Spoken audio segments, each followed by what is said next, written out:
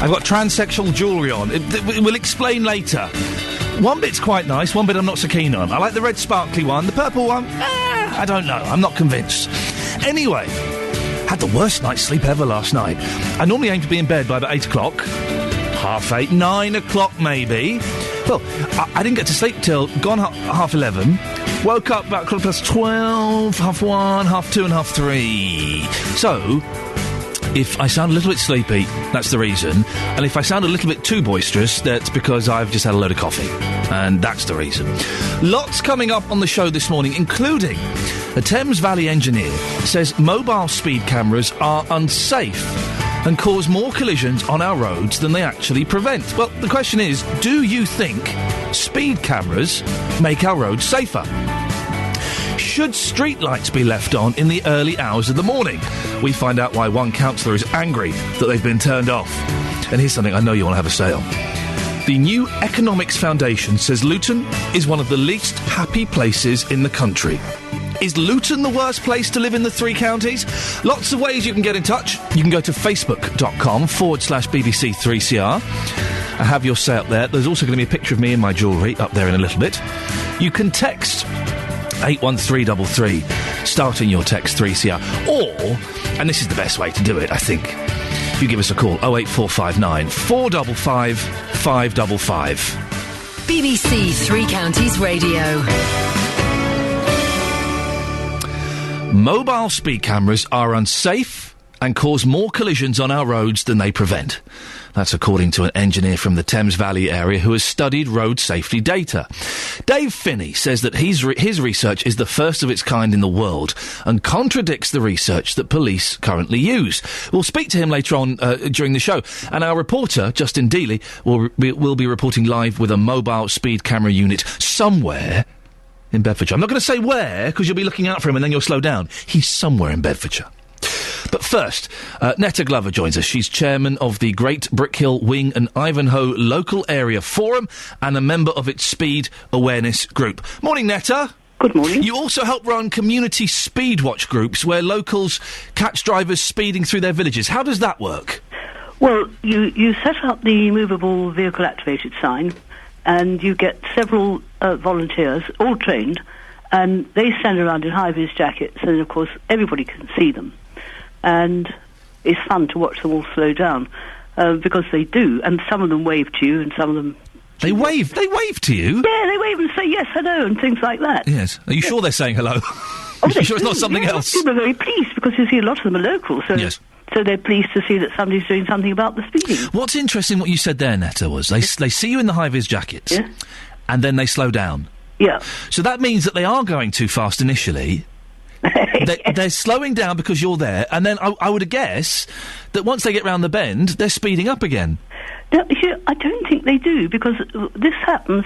The volunteers do it, sporadically, but on a fairly regular basis. Yeah. And the motorists coming through keep seeing them there. Yeah. And then they gradually become educated, and they think, gosh, this is a village, and we mustn't speed through it. Particularly, I think Stukely have found it very, very useful. They're so encouraged by it that they're going to investigate and invest in some more. Netta, why did you start doing it? Was there a problem there? Was it a particularly dangerous spot? Well, this is where the community working together has come about, because at the local area forums we have these meetings where we set our priorities for what we're going to spend the devolved budget on. And speeding in villages came up as a very, very strong indicator that it was worrying local people. So they voted to spend a certain amount of money on these movable vehicle activated signs. How much does it cost to run? Well, it's quite cheap actually. They've spent £13,000 of that's the Great Brickhill, Wing and Ivanhoe budget. Yeah. Which is quite a bit. The budget is about £45,000. And they've spent that big chunk of the money towards it, and they're very, very pleased with it. See, the county council devolves this money to the local area forums, and they get together and they say, this is what we're going to spend it on, and this is what they've chosen to spend it on. What do you make of this chap, Dave Finney, his research that says speed cameras might actually cause more collisions than they prevent? Well, it depends on which speed camera he's talking about. If he's talking about those yellow jobs that report you straight to the police and you get fined, he may be right. But... He's talking about mobile ones, I think. He is talking about... Well, we haven't seen any evidence of that, because this LAF has only been doing this for... only doing it this year. So we haven't got that sort of information that it's causing accidents. Right. And it sounds like you have a jolly good time doing it as well. Did someone bring out a flask and a box of sandwiches? It was huge fun. Yes. Yes. Well, Netta, you keep up the good work. Thank you very much. Netta Glover, chairman of the Great Brickhill Wing and Ivanhoe Local Area Forum and a member of the Speed Awareness Group. Well, what do you think? Speed cameras, do they make our roads safer? This chap who's done the research, Dave Finney, is talking specifically, I think, about mobile cameras. We'll ask him a little bit later on during the show. But you do see it, don't you, with mobile cameras and with the cameras on the motorway, and I was on the A6 yesterday and the A1... People go fast, fast, fast, fast, fast. They see a speed camera. They slow down quite suddenly. They get out of range. They go fast, fast, fast again. And if it's a bit dark, or if it's a bit foggy, or it's a bit rainy, and you're stopping suddenly, then quite often the car behind you doesn't know why you've stopped or why you've slowed down, and that could cause a prank. Do you think... speed cameras make our roads safer? Listen, I've got no points on my licence at the moment, I am proud to say, unlike Martin Clunes. But I have had, in the past, I've had quite a few points. I've had quite a few points. Let's just say that through speed cameras. I'm not bragging. I've had 9 through speed cameras. And I put my hands... Of course, I cursed when I got the letter, but I put my hand up. I've been caught speeding. I took it like a man. I paid the fine, and I got the points. But, do they make roads safer? Give us your speed camera stories, please. 08459 455 555. Also, talking today about Luton. Is it the worst place to live in the 3 counties? If you live in Luton and you can defend it, or you think it's awful, give us a call. Or if you live somewhere in the 3 counties that you think is worse than Luton. Morning, Iain Lee, BBC 3 Counties Radio. Isn't it a miserable morning? Oh, my word. Cold, wet... Just one of those mornings, I came out of the house this morning, I thought, do you know what, I'm really tempted to knock this on the head. Yeah, and it's only the middle of November. Imagine, for example, I don't know, the morning of the 7th of February. I picked that date for no reason otherwise, apart from it's going to be really, really cold. If we get snowed in here, this is the question I was asking members of my team earlier on. If I get snowed in at 3 counties, did the BBC put me up in a swanky hotel to ensure that I'm looking as a... Yes, I'm getting a nod. Paid for by your licence fee. 2 stars. 2-star hotel. Not so swanky. It's a 2-star hotel that I get to stay in, which, let's be honest, is better than no hotel at all. Better than sleeping on the boss's floor, which is what could have been done in other places. Now, if you do shift work, you may welcome the street lights being left on in the early hours of the morning. Or, if you're tucked up in bed, you might think it's a waste of electricity if your road is lit up at 2 o'clock. Well, a scheme which has seen streetlights switched off in Hitchin between midnight and 6 a.m. is being called an absolute fiasco by a local councillor. Judy Billing wants Hertfordshire County Council to reverse the blackout, saying there has been an increase in break-ins and people feeling frightened. Well, our reporter, Serena Farrow, has been to Hitchin to find out how residents feel. It's too dark. They should have at least one each end of the street on. If they want to close the others off, fair enough. And I wouldn't walk down the street at night now and it's pitch black. If I was a woman. I think it's much wiser to have the lights on. It probably, in the long run, will save money because you won't be chasing so many criminals, will you? It's a false economy. I think if my daughter was out walking the streets, I'd want lights, yes. And I certainly wouldn't want to walk along these streets here without any lights. A bit spooky. Well, yeah, we're just by this alleyway here, aren't we, where, well, who's to know, no one can really see you. That's right. I think they should have them on because of all the drunken revellers. Not so much single women, but alcohol-induced accidents at the best of times, let alone no lights. No, that's right. As a ratepayer, I'm glad that they're trying to save some money. I think people ought to stay in at night anyway. I think we've got to save money, haven't we? Got to live within our means. I know in our street when the lights went, it was a bit scary. You need to be able to see where you're going because things go on all the time and you can never be too sure, and if no one can see you, you could be putting yourself at risk, you could be in danger. It's very dark of an evening and not many people can actually see very much down here. Late of an evening it's quite dangerous as well because the hedge is quite high so no one can actually see down here at all. And we could do with double the amount of lights here because it is very dark and there's no lights from the church. There's no lights in any other roads that look onto us. But I suppose everyone's just accepted that's the way things are. Exactly that. From from a safety point of view, not good at all. Well, when we were younger, there weren't lights. They went off at 10 o'clock. Shows you how old I am, doesn't it? not a day older than 40. For you, it's just kind of grin and bear it, get on with it. That's right. Well, Councillor Judy Billing joins me now. Good morning, Councillor. Good morning. Mixed reaction there. Some people think it's a good idea to save money. Some people think it's a terrible shame and that these lights should be kept going. That's right. I think the most important part, though, is that the switch-off was done with no consultation and virtually no information to the people it was going to affect. Really? So just one night they just switched them off? More or less, yes. The Tory county councillors clearly forgot that they're there to represent their constituents, not act against their interests. You've labelled the scheme an absolute fiasco. Strong language. Why is it so bad? It's so bad because it's induced fear amongst many of the people, and some of them you heard from there who don't feel safe to go out at night. It was done as a one-off shock, as I said, with no consultation at all.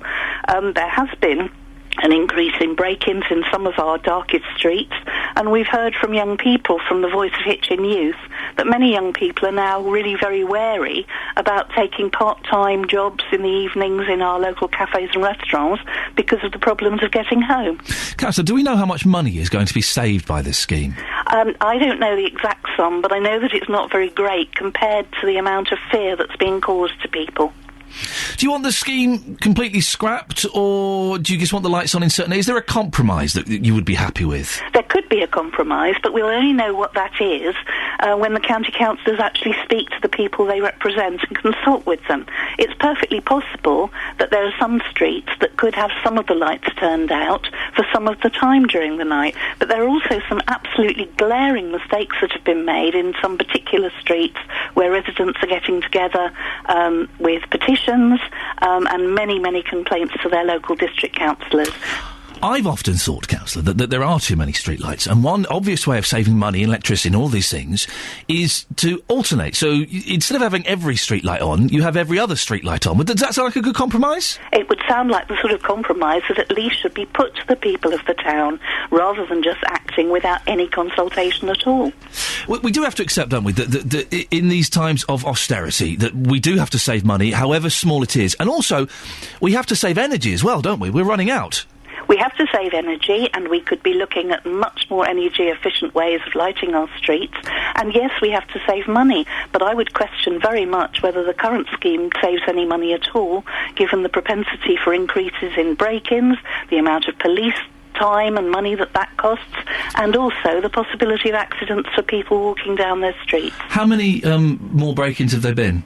I'm not sure of the exact figures. I did suggest that the police were contacted, but I get the reports on a daily basis from the OWL messaging service in the town, and I'm seeing very many more.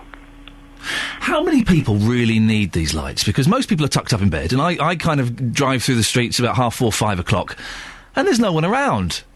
Well, part of the reason, of course, there's no one around is that many people are now afraid to be out at all without any lighting in the streets.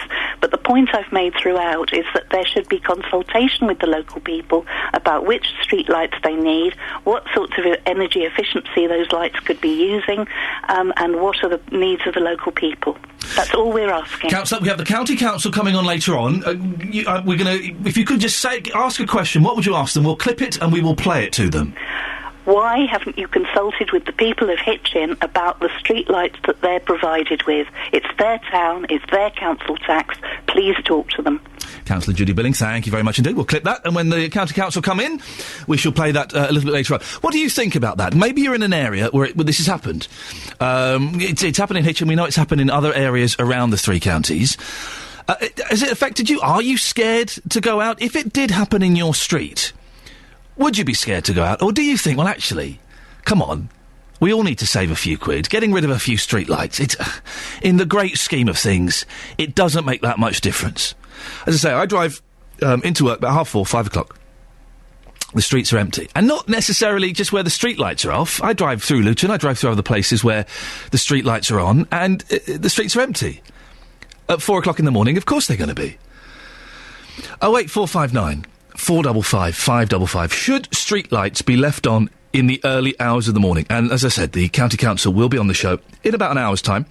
And you can have your say. If you want to speak to the County Council, then give us a call now and rack up your calls, and we'll let you speak to them and put forward your concerns. 08459 455 555. Does it really make that much of a difference? If I'm out at that time in the morning, I'm going to be in my car.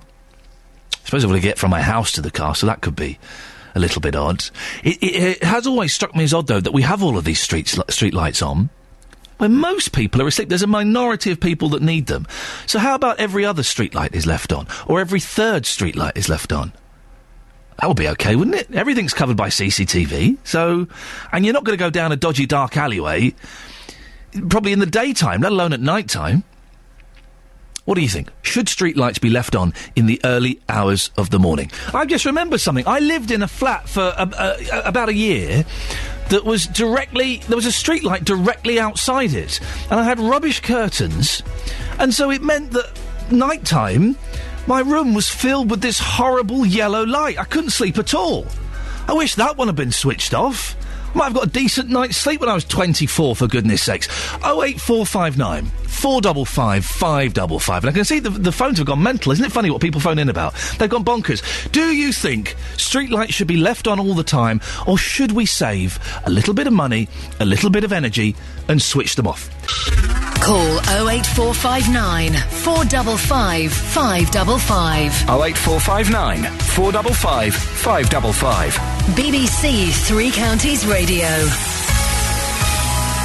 Coming up in the next half an hour, if you live in Luton, you apparently have the lowest well-being in the UK. Huh? That's according to the New Economics Foundation. Basically what that means is they're saying Luton is the worst place to live. Is it? Is Luton the worst place to live in the three counties? Phone up, defend it, phone up and attack it. Or maybe you live somewhere that you think is worse. 08459 455 555. And our well-being correspondent, Justin Dilly, has been out finding what you think. And why am I wearing bracelets for people who are transgender? Find out more in the next half an hour. Yeah, I know, that's going to keep them listening. You can text as well, 81333, starting your text 3CR. Just before the news, we were talking about streetlights. Should they be left on? Well, John is in Stevenage. Morning, John. Morning, Ian. What do you reckon? Should we leave them on, or should we turn them off and save a few quid? I think we should leave them on. My wife goes out at 4 in the morning, and we've got a group of lads that share a house in our road. There's nothing wrong with them, but they come home from the nightclub at 3, 4 o'clock in the morning, and they want to continue to party. Oh, dear. And she's going out in the dark, there's lots of noise, she's very worried and concerned about walking to the car. And one of the ways round it, we have technology these days. Why can't we solar power the lights so they charge in the day and they can be on all night? John, you've said something that's so simple and so obvious, but complete and utter genius. I don't know why we can't do that. We'll ask the council when they come in.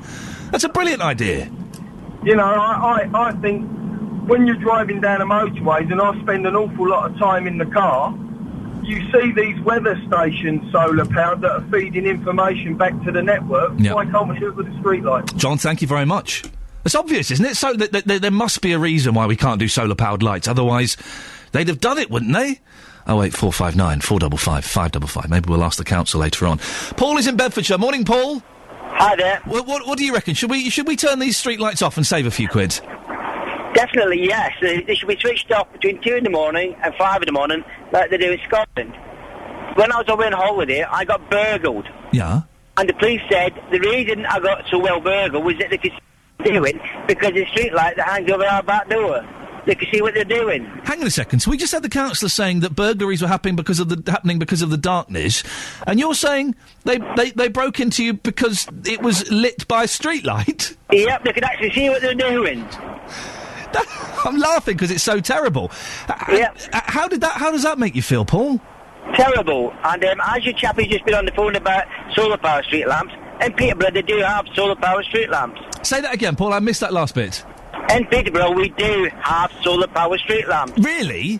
Yeah. I wonder why we don't have them everywhere. It makes sense, doesn't it? They've just put them into Peterborough. Our street was trialled, and they're now doing it throughout the entire city. Paul, listen, thank you very much indeed. 08459 455 555. He was broken into because there was a big street light outside his house and the burglars could see exactly what they were doing.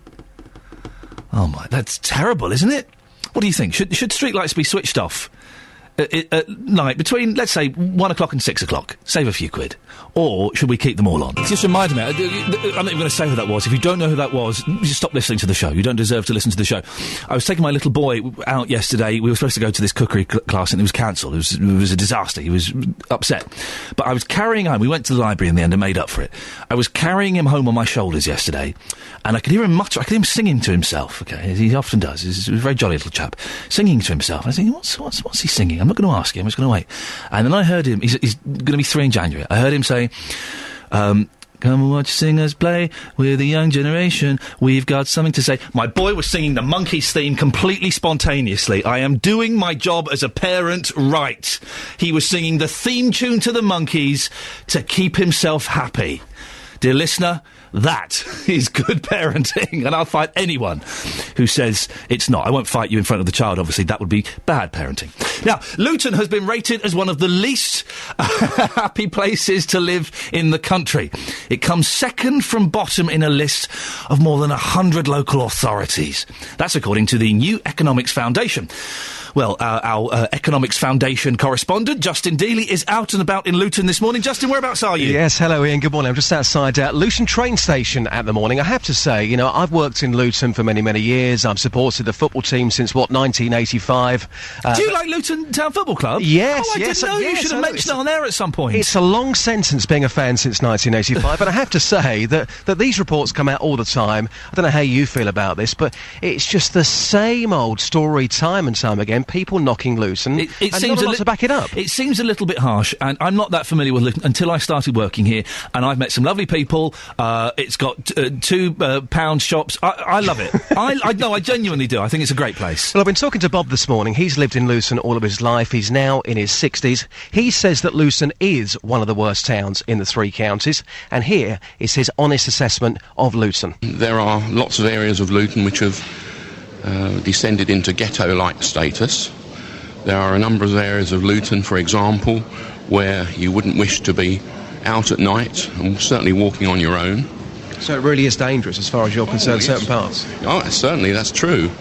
My parents still live in Luton, and only 2 days ago, the front door of one of their neighbours was forced open at night, and all the electrical equipment in the house was stolen.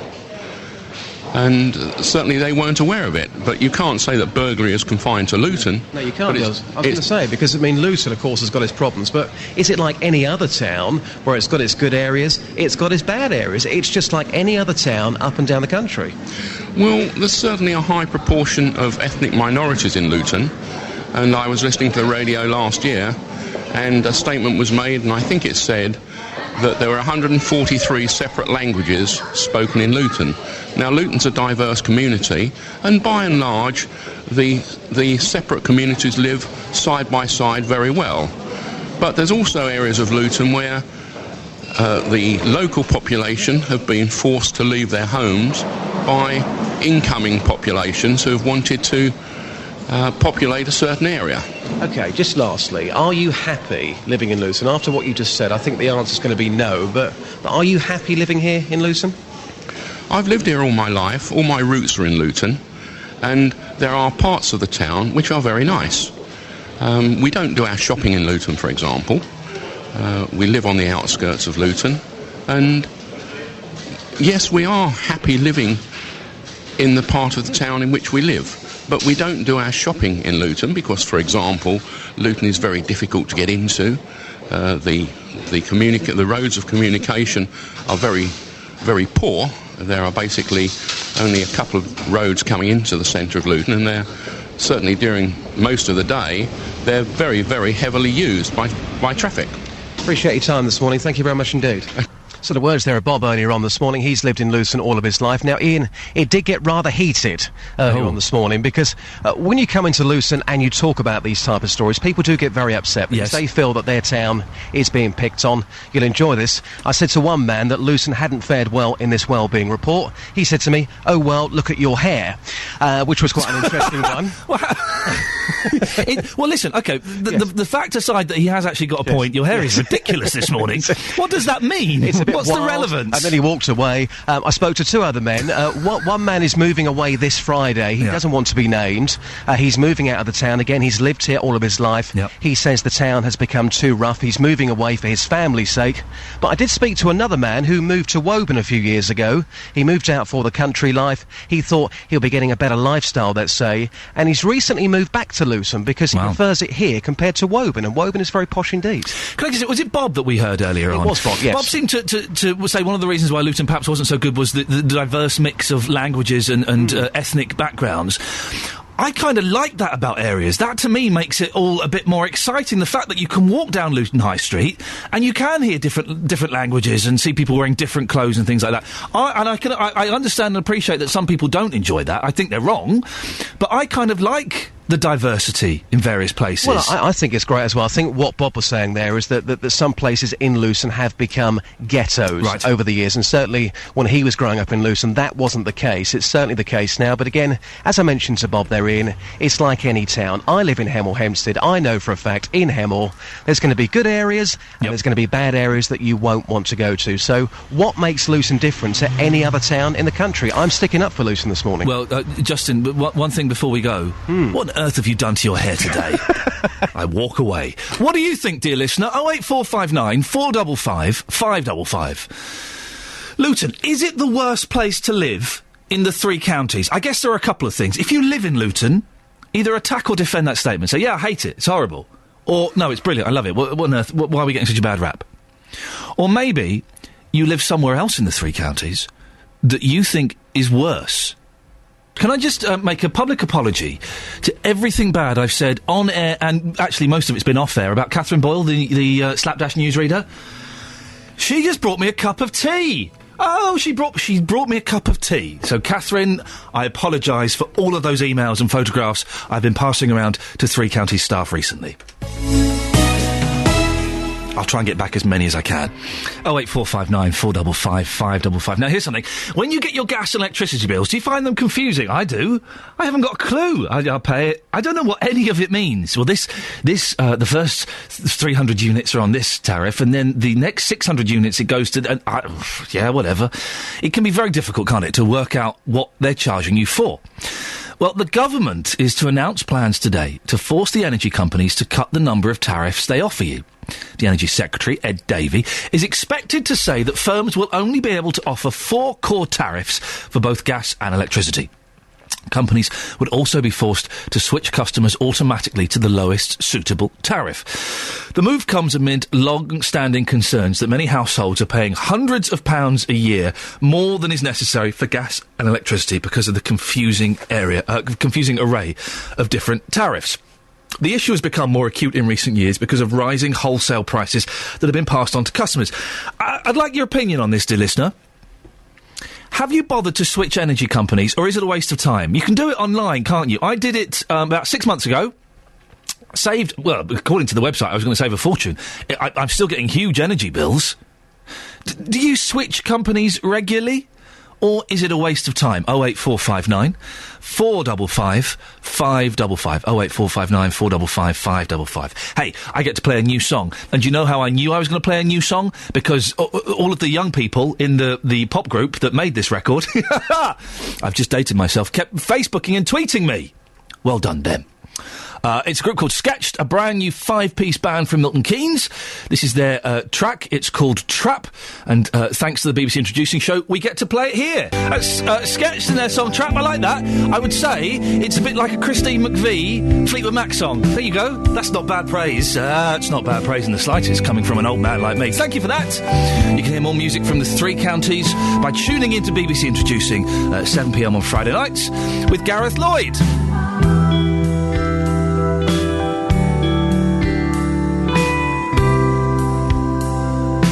Now, here we go. all so angry. Yeah, thanks. Now, a woman from... Sorry, we've got to move on. I do apologise, Sketch. We have to move on. A woman from Buckinghamshire has found that there's a big demand for transgender jewellery. I'm wearing it now. It's very nice. A little bit big for my feminine wrists, I would suggest. Sophie Garner started making bracelets when her friend, who cross-dresses, told her he couldn't get jewellery to fit him. It's a problem a lot of us have had. Now, in 4 months, her business has more than doubled, meaning she's thinking of taking on staff to help deal with the orders. Our reporter, Sophie Solaria, went to meet Sophie at her home in Whittlebury to take a look at her work. This range is all made using a substance called acrylic, and each one of these is completely individual because of what happens during fabrication. This one here, the glitter and pink. You've literally got a UV yeah, light. It's UV and it creates its own light source, so it is completely illuminated, whether it's under light or not. But obviously in a nightclub or something, it just looks crazy. And some of my clients, they call it the nightclub range. Luminous orange. It's a luminous orange there, Sophie. How did you get involved with wanting to make men's jewellery? Because a friend of mine, who is a female impersonator, a very successful female impersonator, was struggling to find jewellery that fits. I wanted a range that was going to be bright and bubbly and outrageous, and I made him a cuff bracelet, and unfortunately it was a little bit too small, and that's kind of where I thought I really need to go into this and make made to measure. So are there not very many places that make men's jewellery or women impersonators jewellery? If you Google, you will really struggle to get anything in this country. There are places that are making ranges in the USA, but I really had to Google to find anywhere, and just having spoken to female impersonators, particularly a couple of people in Brighton that I'm making for, and they've said that they either have to go into a specific shop in central London in Berwick Street, or they have to order abroad, so like Singapore. It's not a high street thing. This is a niche market, and it's hard to find in that respect. How popular have you found this jewellery range to be? It's completely gone where I didn't think it would go. I just thought this would be a little sweet little thing, you know, friends come round, you want to buy a bangle. I'm doing craft fairs, I'm doing house parties. So now I'm stocking in 2 shops. There's a well-known shop in London that has just placed a wholesale order. Did you ever think that making transgender jewellery would ever become this big?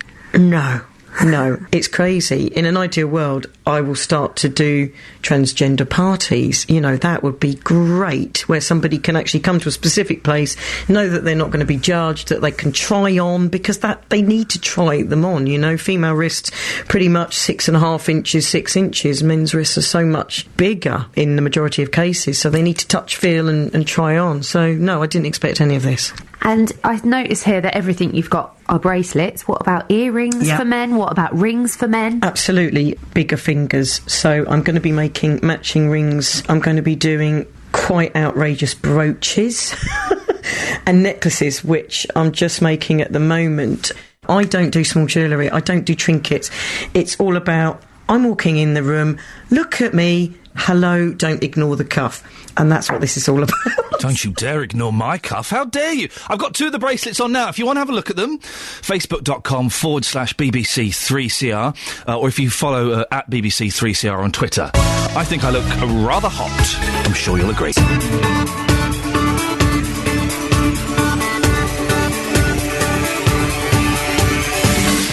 This is Iain Lee, BBC Three Counties Radio. Lots coming up in the next hour of the show that I know you will want to have your say on. So keep listening. If any of it grabs your fancy, I'll give out the contact details at the end of this little bit, so you can give us a call, a text or an email. I'm going to be meeting soon an engineer who says that mobile speed cameras in Buckinghamshire are unsafe and cause more collisions on our roads than they prevent. Do you think speed cameras make our roads safer? Hitchin councillors want the streetlights in the town switched back on between midnight and 6 a.m. Should streetlights be left on in the early hours of the morning? And apparently, Luton is one of the worst places to live in the country. Do you think it's the worst place to live in the 3 counties? Find out why people in Luton are among the least happy in the UK. You can give us an email, 3cr@bbc.co.uk. You can send us a text, 81333, starting your text 3CR. But the best way to get in touch, I think, is to give us a call. And we've got a couple of lines free now if you want to get on the phones. 08459 455 555. BBC Three Counties Radio. Oh, you just heard me moving the microphone there. How unprofessional. How terribly unprofessional. Like you think you're going to get anything professional from this show. Now, mobile speed cameras are unsafe and cause more collisions on our roads than they prevent. That's according to an engineer from the Thames Valley area who studied road safety data. Dave Finney says that his research is the first of its kind in the world and contradicts the research the police currently use. He joins me in the studio now. Morning, Dave. Good morning. Briefly describe, and in simple terms, because I am an idiot. I know you're a boffin. I'm an idiot. Just describe what your research says. Right.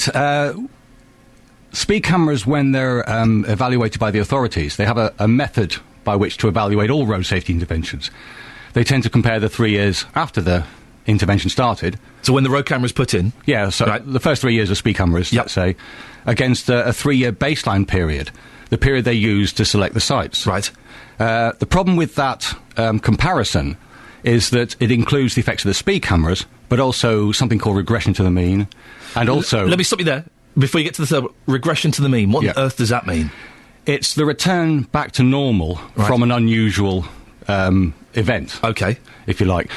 Basically, they tend to choose sites that have got high numbers of crashes to put the speed cameras at. Right. So, because they're unusually high, the numbers of crashes, they normally tend to go back to normal again. Okay. And this is called regression to the mean. It simply means return to normal. Okay. And so, for the last 20 years, nobody in authority, the Department for Transport or any of the councils, has been able to measure the effect. They've estimated it to be the largest effect at speed camera sites when reductions in people killed or seriously injured occur. Right.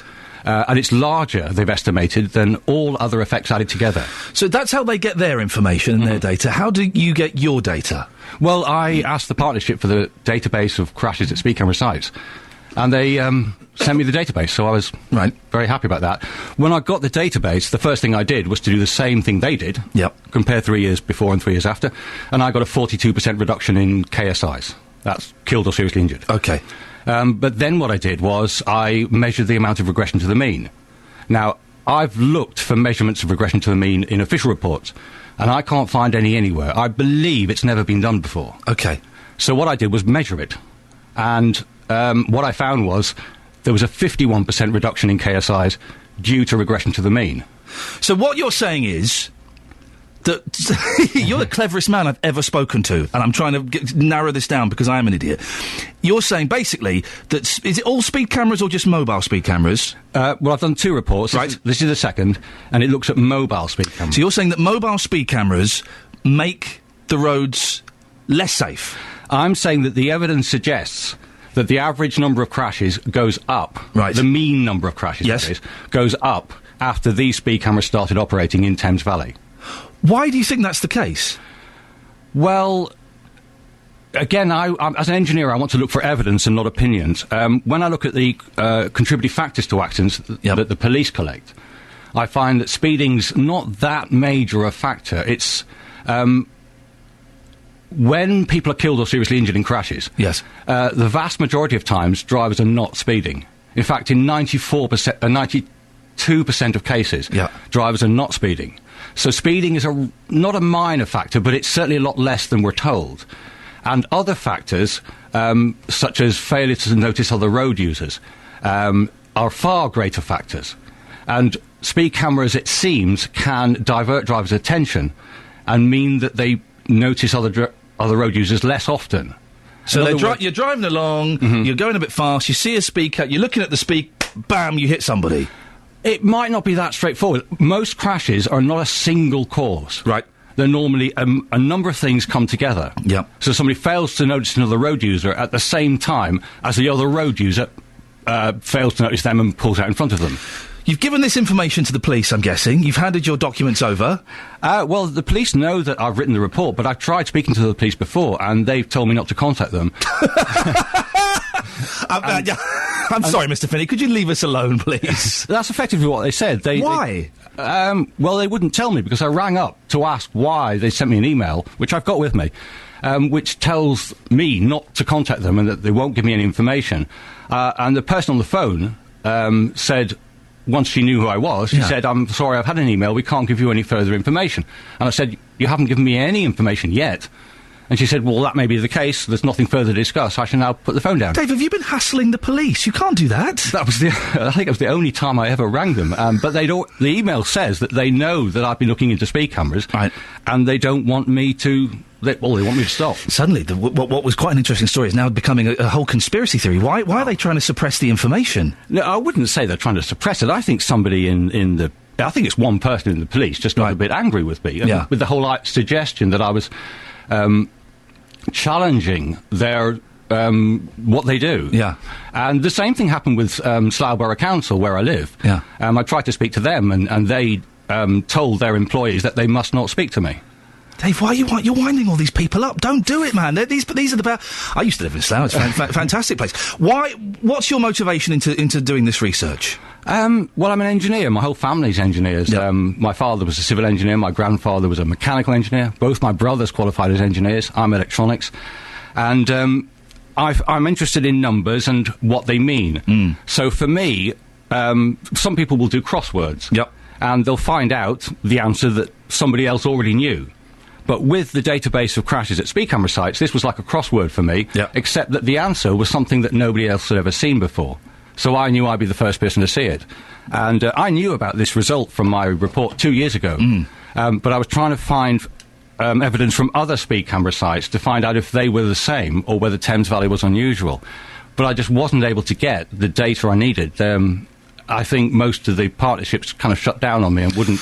All right, Dave, listen, stay there. Joining us now is Richard Owen. Richard is the former manager of... have you fallen out with Richard as well? No. OK, good. I was worried for a second. Richard is the former manager of the Thames Valley Safer Road Partnership. No longer exists, but supplied the original data for this study. Richard, now, you worked for independent company Road Safety Analysis, providing road safety data to local authorities. Is that right? Yes, that's right. We work with local authorities and police all around the country. What do you make of Dave's research? Well, it's not a surprise because I have read Dave's reports previously, and he does sound incredibly convincing. Unfortunately, well, yes, you always knew it was going to come, didn't you? Unfortunately, it's based on a series of incorrect assumptions about how sites were selected, how data was used during that site selection process, and without getting too technical and bringing up regression to mean again, an entirely false construct on how you calculate regression to mean. Can I just say, by the way, if there are any young people who are looking for a name for a band, regression to mean, you can have that one. Take it. So what has he got? Doesn't it? It's got to be. What has he got wrong then, Richard? The list is reasonably endless, although, yes, I know. I've managed to condense it down to 2.5 pages, and I will be sending the response on to Mr. Finney for him Give us a couple of examples that he could respond to now. Yes, okay. The first one is that sites were analysed based on the same site selection period. And I know this is a bit tricky at just gone 7 in the morning. Okay, keep it simple. I'm an idiot. But he is under the impression that the same period of time used to do the analysis of whether the site has worked was the same one that was used to decide whether the site should be put in there in the first place, which is incorrect. And there's also an assumption that Richard, I'm going to stop you there because, Dave, you pulled a face then. You're disagreeing with that, are you? No, I'm just wondering what it means. If you could say it again, Richard, I'd be quite happy. Oh, God, no, don't, please. Oh, no, because I would love to have this conversation with Dave in more detail, but I do feel for your poor listeners. if I give you another more straightforward Give us example, a really straightforward one that my mum could understand. There's also an assumption that cameras were all put in at places where there were high collision rates, which isn't true. The vast majority, 2/3 of all mobile cameras installed in Buckinghamshire, Oxfordshire and Berkshire were put in as a result of community concern requests. Richard, stop there. Dave's giving me the thumbs up. He can respond to that, Dave. Oh, I was hoping Richard would speak a bit more. Richard is right. There was a wide range of criteria. But what my report shows that when there was a 42% reduction in people killed or seriously injured at the sites, the entire reduction occurred a full year before the speed cameras started operating. So the speed cameras cannot have caused that reduction because it'd have to travel back in time. So he's brought time travel into it. I'm hooked again now. I'm hooked. So, and the point about this is your listeners can decide for themselves whether Richard's right or I'm right, because they can go to my website, which is speedcamerareport.co.uk. Yep. They can click on mobile speed cameras. And it's written in English? It's written in English. Excellent. And you can look at the graph and you can see for yourself OK, chaps, you have to leave that. Give us the website one more time, David, so people can go have a look. It's speedcamerareport.co.uk. Richard, sorry it was so short. Thank you very much for coming on. Okay. Nice to speak to you. It's Richard Owen there. And Dave, I enjoyed that. I understood about 8% of it, but that's a joke for all you mathematicians out there. But I enjoyed it. Thank you very much for coming in. Well, what do you think, dear listener? The speed cameras. Simple question. Do they make the roads safer? Yeah. So there we go. Little bit of science there, which is always good. Get your brain working first thing in the morning. If you understood it, do please write your answers on the back of a postcard and send it to me. Regression to me, no. Cracking name for a band, or if not a band, a second album. Speed cameras, though. Do you think they make roads safer or more dangerous? 08459 455 555. Ian is in Luton. Morning, Ian. Good morning, Ian. What do you make of all this? The gentleman's quite right in what he says. My ex-wife, bless her, used to work for the Highways Agency in the insurance department. Right. And when there was a fatal accident, or not necessarily a fatal accident, a serious accident, the police would obviously do an investigation. And if they couldn't find a cause for the accident, which sometimes you can't because an accident is an accident. Yes. There are many reasons why. To keep the paperwork neat and tidy, can you guess what they put down? Go on. Speed. So they would just... Hang on, you're saying that they would fill in... Speed was the cause of accident just because it was something to put down, they had nothing else? Exactly. Okay, and the reason they do that is because it makes their life easy, insurance companies easy, everything's easy because they use that word speed. It's not speed that kills. I always say it's the sudden impact. No, I'm being funny there, but... Well, I wouldn't open with that one, Ian. It's not the best. It's not the best in your repertoire, I would hope. No, but honestly, this just really annoys me. It's so easy to just blame speed for an accident when there are millions of ones. Speed cameras specifically, Ian, do they cause accidents or do they make the road safer? Well, let's put it this way. I've been travelling along a single carriageway road at 40 mile an hour, which is the maximum speed for HGV. And then it'll drop down to 30, and there'll be someone come past me, see the 30 mile an hour speed limit, and then they'll just literally hit the anchors, and they're expecting me to stop. And you can't do that. You just can't stop. You're right. All right, Ian, listen, we've got to move on. Thank you very much for that. I should just say, very excitingly, Nick Coffer between 12 and... what time is he on? 12 till 3? They gave him 3 hours? Fantastic. He finds out today about a folk competition dedicated to beds, hearts and bucks. Dog behaviour expert Beth Ring. She's going to answer your questions. If you want to... get in touch, I would email them now, nick@bbc.co.uk. And at 2, Nick's talking Morrissey and the Smiths with Bedford music photographer Andy Wilshire and Smiths superfan and author Paul Slattery. The Smiths, a band I never got. Really, I never really got the Smiths. I like a couple of their songs and a couple of the Morrissey solo songs, but I never quite got them. But more people do. People love them. Nick Coffer, between 12 and 3 today. Across beds, hearts and bucks, this is BBC Three Counties Radio. Now, if you do shift work, you may welcome the street lights being left on in the early hours of the morning. Or if you're tucked up in bed, you might think it's a waste of electricity if your road is all lit up. Well, a scheme which has seen streetlights switched off in Hitchin between midnight and 6 is being called an absolute fiasco by a local councillor. Judy Billing wants Hertfordshire County Council to reverse the blackout, saying there's been an increase in break-ins and people feeling frightened. It's so bad because it's induced fear amongst many of the people, and some of them you heard from there who don't feel safe to go out at night. It was done as a one-off shock, as I said, with no consultation at all. There has been an increase in break-ins in some of our darkest streets, and we've heard from young people from the Voice of Hitchin Youth that many young people are now really very wary about taking part-time jobs in the evenings in our local cafes and restaurants because of the problems of getting home. Well, it's not just Judy who feels like this. Ken is a paramedic for the East of England Ambulance Service. He says it's too dangerous that streetlights in places like Hitchin and Letchworth are switched off after midnight. The lights went off last year so the council could make savings, but now there's a campaign to reverse that decision, which Ken welcomes. I work for the emergency services. When I'm on nights, it's very, very difficult to find places when it's pitch black in the villages as well, but in the towns as well. We find street lamps being out much of a hindrance. We need to find them as soon as possible, don't we? So that's delaying you, I get. No fault of your own. Absolutely. We've got torches and stuff. It's not always nice putting torches over people's houses in the middle of the night. Yeah. You know, they think something else is going on. A bit scary. It's a bit like a black hole. You can definitely see the marked difference. I mean, how long do you think extra it's taken you to find these places than when the lights were on? On average, we know the roads 9 times out of 10 because we go to them, but we don't know every now and again, but we don't know the numbers.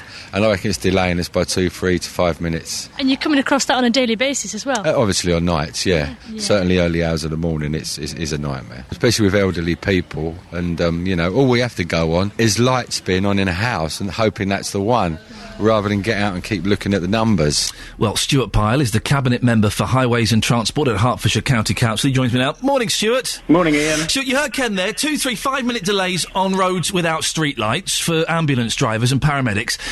Surely they need to come back on, don't they? I don't think so, really. There was full consultation, of course, with the emergency services before we even did this, and particularly with the police.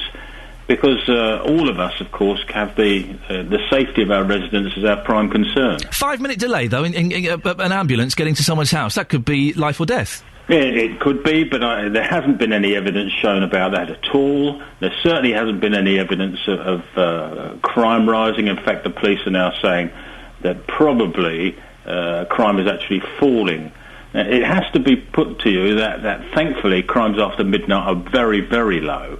And what we're saying here, of course, is that people should necessarily, of course, will have that initial fear of crime, and that's fully understandable, but that's not being translated into real crime or indeed more accidents. So you dismiss the story there from Ken, the paramedic who says that there could be 5-minute delays in getting to someone's house? And that's right, because what we have to say is that we did consult, and we know that both the fire, the ambulance and the police services do indeed, as Ken said, carry night lighting equipment. And of course, most of our county is unlit, and it always has been. OK. Well, earlier on we spoke to Judy Billing from North Hart District Council. She's got this question for you. Have a listen. Why haven't you consulted with the people of Hitchin about the street lights that they're provided with? It's their town, it's their council tax. Please talk to them. Why didn't you consult with the people? In fact, we did consult. Firstly, we consulted with the police and with other local authorities. But she's talking about the public. Yeah, indeed. But then we passed that consultation down to local councillors to consult with residents. And they had quite a long time to do this. And they did consult, and we listened to everybody, and where there were fears, where there was a problem, where the police said there may be an accident or a rising crime. Again, you're talking about the police, Stuart. I'm just wondering exactly what consultation there was with the public. I don't really see how you can consult with 1.2 million people about this when we have to save so much money. Well, you can do it quite easily, Councillor. How? Well, how would you say that we would consult with 1.2 million people when we have to take very difficult decisions? Do you really need me to answer that question for you? No. What I want to say to you is this: we have a £200 million gap in our finances, and we have to break that gap.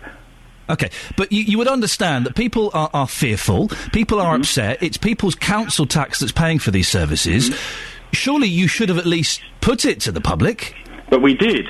We actually went out with every local paper, every local radio station. We sent letters to the press. We have consulted widely on this and listened to what the residents have been saying since then. And what have the residents said? There has been no actual rise in crime. In fact, what did the residents say? Police are saying that we're contributing to a drop in crime. What did the residents say?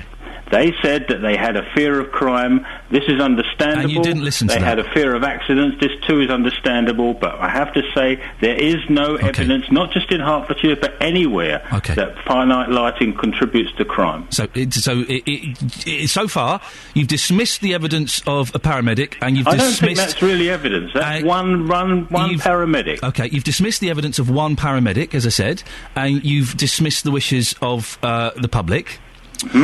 It seems a little bit arrogant on the part of the council, doesn't it? I think I have to tell you that well over 50% now of local authorities have or are doing, indeed done, park night lighting. We have difficult choices to make, and those choices mean that we have to do something about our energy bill, which is £3.4 million a year and rising. We will save £1.3 million a year. That's 30% of an ever-growing energy bill. You will that save is a very good saving. You will. So when did these lights get turned off? They were turned off gradually from the middle of 2011. OK, so that's over a year. So you should have saved £1.3 million already, then, have you? Indeed, it ramps up over the year, of course, because they're not all switched over to park night lighting. So how much have you saved in the last 12 months? We think we've probably saved something about £1 million. OK, and you think you've saved that £1 million? Yeah, because we're still in the process of finishing off the lighting, and of course our energy bills go backwards rather than forwards. Bucks and Milton Keynes have turned theirs back on, haven't they? Only in certain places, and only because they got it wrong. They actually got it wrong in Milton Keynes. They did not actually deal with all the problems of accident data in the way that we have done. OK, how have you dealt with things differently from Milton Keynes? What we did was full consultation. We looked at all the accident statistics with the police, with our own road safety people. And don't forget, the lights are on in town centres. They're on where there is a difficulty in road junctions and roundabouts. And in some places where the police have asked us, we have turned lights back on. And we're quite willing to do that. But if the police ask you, but not if the public ask. If the public asks, you represent and the the police public, though, confirm Councillor. we would turn lights back on. We have done that. You represent the public. Indeed. But you're not acting on their wishes. We're not acting on the wishes of those people who are saying that there's more crime because there's no evidence to that. But it's not I have to tell you that not everybody's against this. There are quite a lot of positive messages here. Oh, I'm sure you've looked at the positive messages. Indeed. Sure. But you are acting against the wishes of the people who not only just talking about crime, but they just want to feel safe in their streets and in their homes. That's a human right, isn't it? To feel safe. These people don't feel safe, and you're ignoring their wishes. But where this has happened before, in many other local authorities, exactly the same pattern occurs. There's an initial rise in fear of crime, fully understandable. It's been a year. But it does not translate into real crime. But it's been a year, and street people are lights still are not afraid. a statutory duty. We don't have to provide. No, you don't have to, but it's nice to make your residents feel safe. It's been happening for a year. It's also nice for local authorities to be able to pay their way. Yeah. And that's what we're trying to do. What should the people of Hitchin do if they are unhappy about this, Councillor?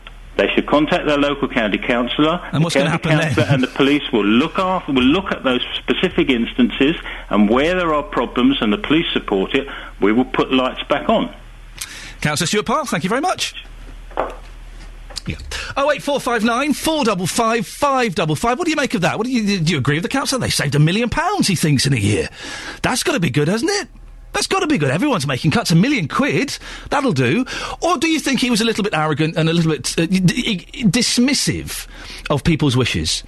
Do you think the streetlight should be on or off? Simple question. That's your latest news and sport. More from me at 8 o'clock. Catherine, that was a cracking cup of tea earlier on. Thank you so much. My pleasure. Any chance of some toast? Right, now you're pushing it. Call 08459 455 555. 08459 455 555.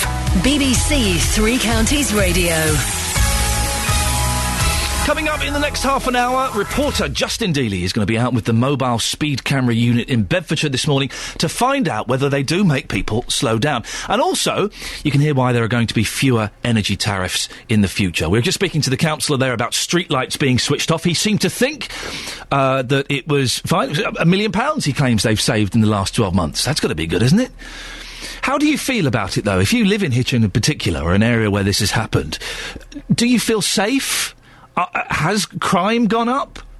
08459 455 555. Stephen Aylesbury has texted 81333, starting his text 3CR. It's outrageous the lights are being turned off. My idea, and he agrees with it, maybe keep every other one on. It makes me laugh when you go past the council offices, the lights are blaring away all night, but some of the streets are so dark and dangerous. Many junctions now have no lights, and that's dangerous. Anyway, why don't we have solar lights? I forgot to ask about the solar lights. Oh! Even the pound shop sells them for £1. It can't be that much. Thank you, Steve. And Sue has emailed 3cr@bbc.co.uk. I love history. And I learned that when gaslighting came into being, the streets in the cities became safer. Yeah, they used to have a man whose job it was to go round and light the light. He had like a big long stick with a flame on it, and he'd light the lights. And then in the morning, it was someone's job to go round and dampen the lights and put them out. How cool is that? The streets are safer from mugging, Sue goes on, sexual offences and other crimes. If we're turning off streetlights, are we not going back in time just to save money? Even travelling in the care is easier when the streets are lit. I don't know what that means. Surely the safety of people at night, and there are more night shift workers these days, is more important than a few quid. Thank you, Sue. Well, JVS will be discussing this on his big phone in this morning from 9. Today he's asking, is it right to turn street lights off at night? If you want to get in touch with him, you can email jvsshow@bbc.co.uk. Now, as you heard, we had a boffin earlier on telling us that mobile speed cameras are unsafe and cause more collisions on our roads than they prevent. Dave Finney says his research is the first of its kind in the world and contradicts the research that police currently use. Well, our road safety correspondent Justin Dealey is going to be out with a mobile camera unit from Bedfordshire. Justin, you're not there yet, though, are you? No, do you know what, Ian? I'm a different correspondent every single day, and I love it. You noticed that? Good. I noticed it, I'm just yes. reading them off your CV. It's very wonderful. I'm in Kempston this morning. I'm with Paul Turner and Gary Milton. They're from the Bedfordshire Casualty Reduction Partnership. Very soon, Ian, we are going to be live somewhere in Bedfordshire, seeing whether these mobile speed cameras have any effect whatsoever. Gary, first of all, good morning. Welcome to the programme. This van we're looking at right now, how often does that van go out on the streets of Bedfordshire every week? It's out every day, Monday to Friday. And do you have targets to meet as well? No, we don't have targets as in terms of people we catch. We have targets in terms of how many hours we do. And is there a leeway? So let's just say it's a 30-mile-an-hour zone, somebody's travelling at 32. Is there any leeway at all? Can you divulge that information? No, I'm not going to tell you the figures we use, but it's set by the Association of Chief Police Officers in conjunction with our superiors. So we're told what speed to set, depending on the speed limit, and that's what we do. So there is a leeway then? There is, yeah. OK, and also going to bring Paul into the conversation. Paul, do you get abused when you do this job? Personally, I work in the office, so I don't get too much abuse, but the camera officers obviously do get abuse. Why would anybody want to do this job? That's the key question for me. I mean, I got abused this morning about my hair. Don't look at me like that, by the way. But when you get onto the roads, we know that people put all sorts of signs at you, they shout at you, they seem to think that your vans are a cash cow. Why would anybody want to do this job? We certainly do get loads of signs pulled at us. Basically, it helps us make a difference to our local community. Gary, who I work with, he's got children. Obviously, no one wants to see their children get hurt on the roads. By being out there in a camera van, we help reduce casualties and serious injury. So you feel like you're making a difference. Yeah. Gary, we spoke to an engineer earlier on who said that these mobile vans that you go out, day out, he says they're unsafe. What would you say to that? No, I don't think they're unsafe at all. I think the main problem is people are not sure of the speed limit on the roads and they panic. If they knew the speed limits, if they were observant, then whenever they see a camera, whether it's fixed or mobile, they wouldn't have cause to hit the brakes or whatever they do. But you must agree, though, I've seen this myself with mobile cameras, with the static ones as well. People, when they see them, they slow down, then they speed up. You often see people going into the back of other motorists because they see these cameras and they panic. But they do exactly the same thing with police cars. I mean, I'm sure you've been on the motorway and someone comes herring down the outside lane and sat in the middle lane is a traffic car. What do? They slow up, hit the brakes. You know, it's human nature. So where are we going today? We're going to give a little clue. Where do we hope we're going today? We're going to go and try and enforce over near Amped Hill. If we can get parked, that's one of the biggest problems. Because that's quite an interesting point. Some people may think that you just turn up and that's it, you're going to that spot, but if you can't get parked, you've got to go elsewhere. Yeah, we have to be flexible. We move on and find somewhere else. And you seriously enjoy this job? To a degree, yes. Yeah. Smiling. Guys, thanks for your time, really appreciate it. So, very soon, Ian, we're going to be leaving here at Kempston at the moment. I'm going to be going with Gary and Paul from the Bedfordshire Casualty Reduction Partnership.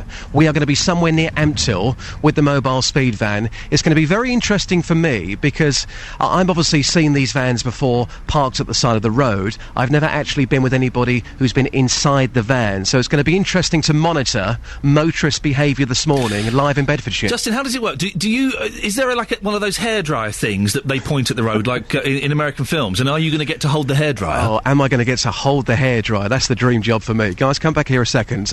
In that van, the camera, tell us more about the camera. How exactly does that camera work? The camera is basically a laser rangefinder. A laser rangefinder? A video camera and a DVD recorder. Wow. So once the unit's powered up, everything's being recorded onto a DVD. That's why you love this job. Boys and their toys. Not the most interested in DVDs. And obviously the laser's there. We have to estimate the speed of the vehicles approaching. If we believe they're exceeding the speed limit, then we use the laser to physically check their speed limit. It also gives us a distance. Don't take this the wrong way. Can I touch your equipment later on? I'm sure we can let you have a play. There you go. You're going to play with a laser rangefinder. I'm so excited. I'm dead jealous. I genuinely am. Justin, listen, thank you very much for that. Keep an eye out for what I think is unfairly being described as a bad haircut this morning. Poor Justin. I mean, yes, it's wild and free, but that's the look of the young people these days. Justin's 47. That's irrelevant. Now, moving on, lots to cram in. Plans are on the way for energy companies to give us the cheapest price possible for our gas and electricity bills. Later on today, the government will give details about how it intends to force energy companies to offer each person the best deal for them. It comes just over a month after the Prime Minister made a surprise announcement promising to make companies offer their lowest tariffs. Well, Joe Malinowski is founder of the price comparison website, theenergyshop.com. He joins me now. Good morning, Joe. Good morning. I'm scratching my head. Is this a good idea? I'm really not convinced that it is. I think what is a good idea is simplifying tariffs, simplifying the structure of products, reducing complexity, all the things that the evidence has shown that the energy companies have created in a bid to try and confuse consumers and to try and prevent them switching. Do they deliberately do this then, make it complicated? Well, I mean, if you looked at one supplier's product and found they had 15 versions of essentially the same tariff with different names, all there to make it more confusing, then yes, I think there's a deliberate ploy. Nobody told an energy supplier in an annual statement where they had to make it clear to produce annual kilowatt consumption, something that's critical for a customer to understand their usage, that they should bury it in the small print on page 15. You know what I mean? You'd think, with a bit of sense, you'd stick that right up front to make it clear for the consumer. So yes, there have been deliberate ploys in this industry to, I think, restrain competition, and you need to work on breaking those down. But forcing people onto the cheapest deal, I mean, it sounds like a good ploy, but in essence it says, well, if competition isn't working, government's intervening. I mean, for example, if you decided that, you knew your car insurance when it came up for renewal, you didn't have to do anything about it because your car insurance provider was going to give you the best deal, you'd kill the whole car insurance comparison market and car insurance generally dead, wouldn't you? Yeah. And I think what's happening here, instead of looking at the underlying causes, which to a degree the regulator has been doing, and looking to break them down or looking to adjust them, I think they've been doing it far, far too slowly. And I think what the government is now sort of saying, we need to speed this up, we're going to become quite radical. And I think maybe they are getting a bit too radical because... Can I just say one thing? By the interpretation, if everybody ends up being on the supplier's cheapest deal, it will mean that supplier will end up having effectively just one deal, which means that anybody who hasn't... Because no one's going to voluntarily go, hey, I'm on the cheapest deal. Could you put me on the second most expensive one, please? Well, I think what they're going to do is they're going to allow suppliers to have a range of offers. So it will allow them to put a variable product, a fixed price product, an environmental product. So you can say, give me your cheapest environmental deal, or give me your cheapest fixed deal. So they'll still have a range of pricing. But in essence, it means once you've switched to a supplier, you're going to say, well, what's the point of doing anything else after that if the supplier is supposed to guarantee, whether they do or not is going to be interesting, but it's supposed to guarantee me a cheaper price, in which case people will just stop engaging with competition Joe, altogether. I think I've seen... are you not just concerned about this? Because it means places like energyshop.com, you're going to be out of business, aren't you? If people aren't going to go onto comparison websites, then you're going to have to look for another job. Well, actually, it's theenergyshop.com. Sorry to get the plug in, but thank you. Well done. You're absolutely right. Actually, but it's not just that. It's just that people haven't been engaging with comparison sites in any case. Yeah, I mean that's one of the reasons why they're trying to do this. And instead of sort of saying, well, why are people not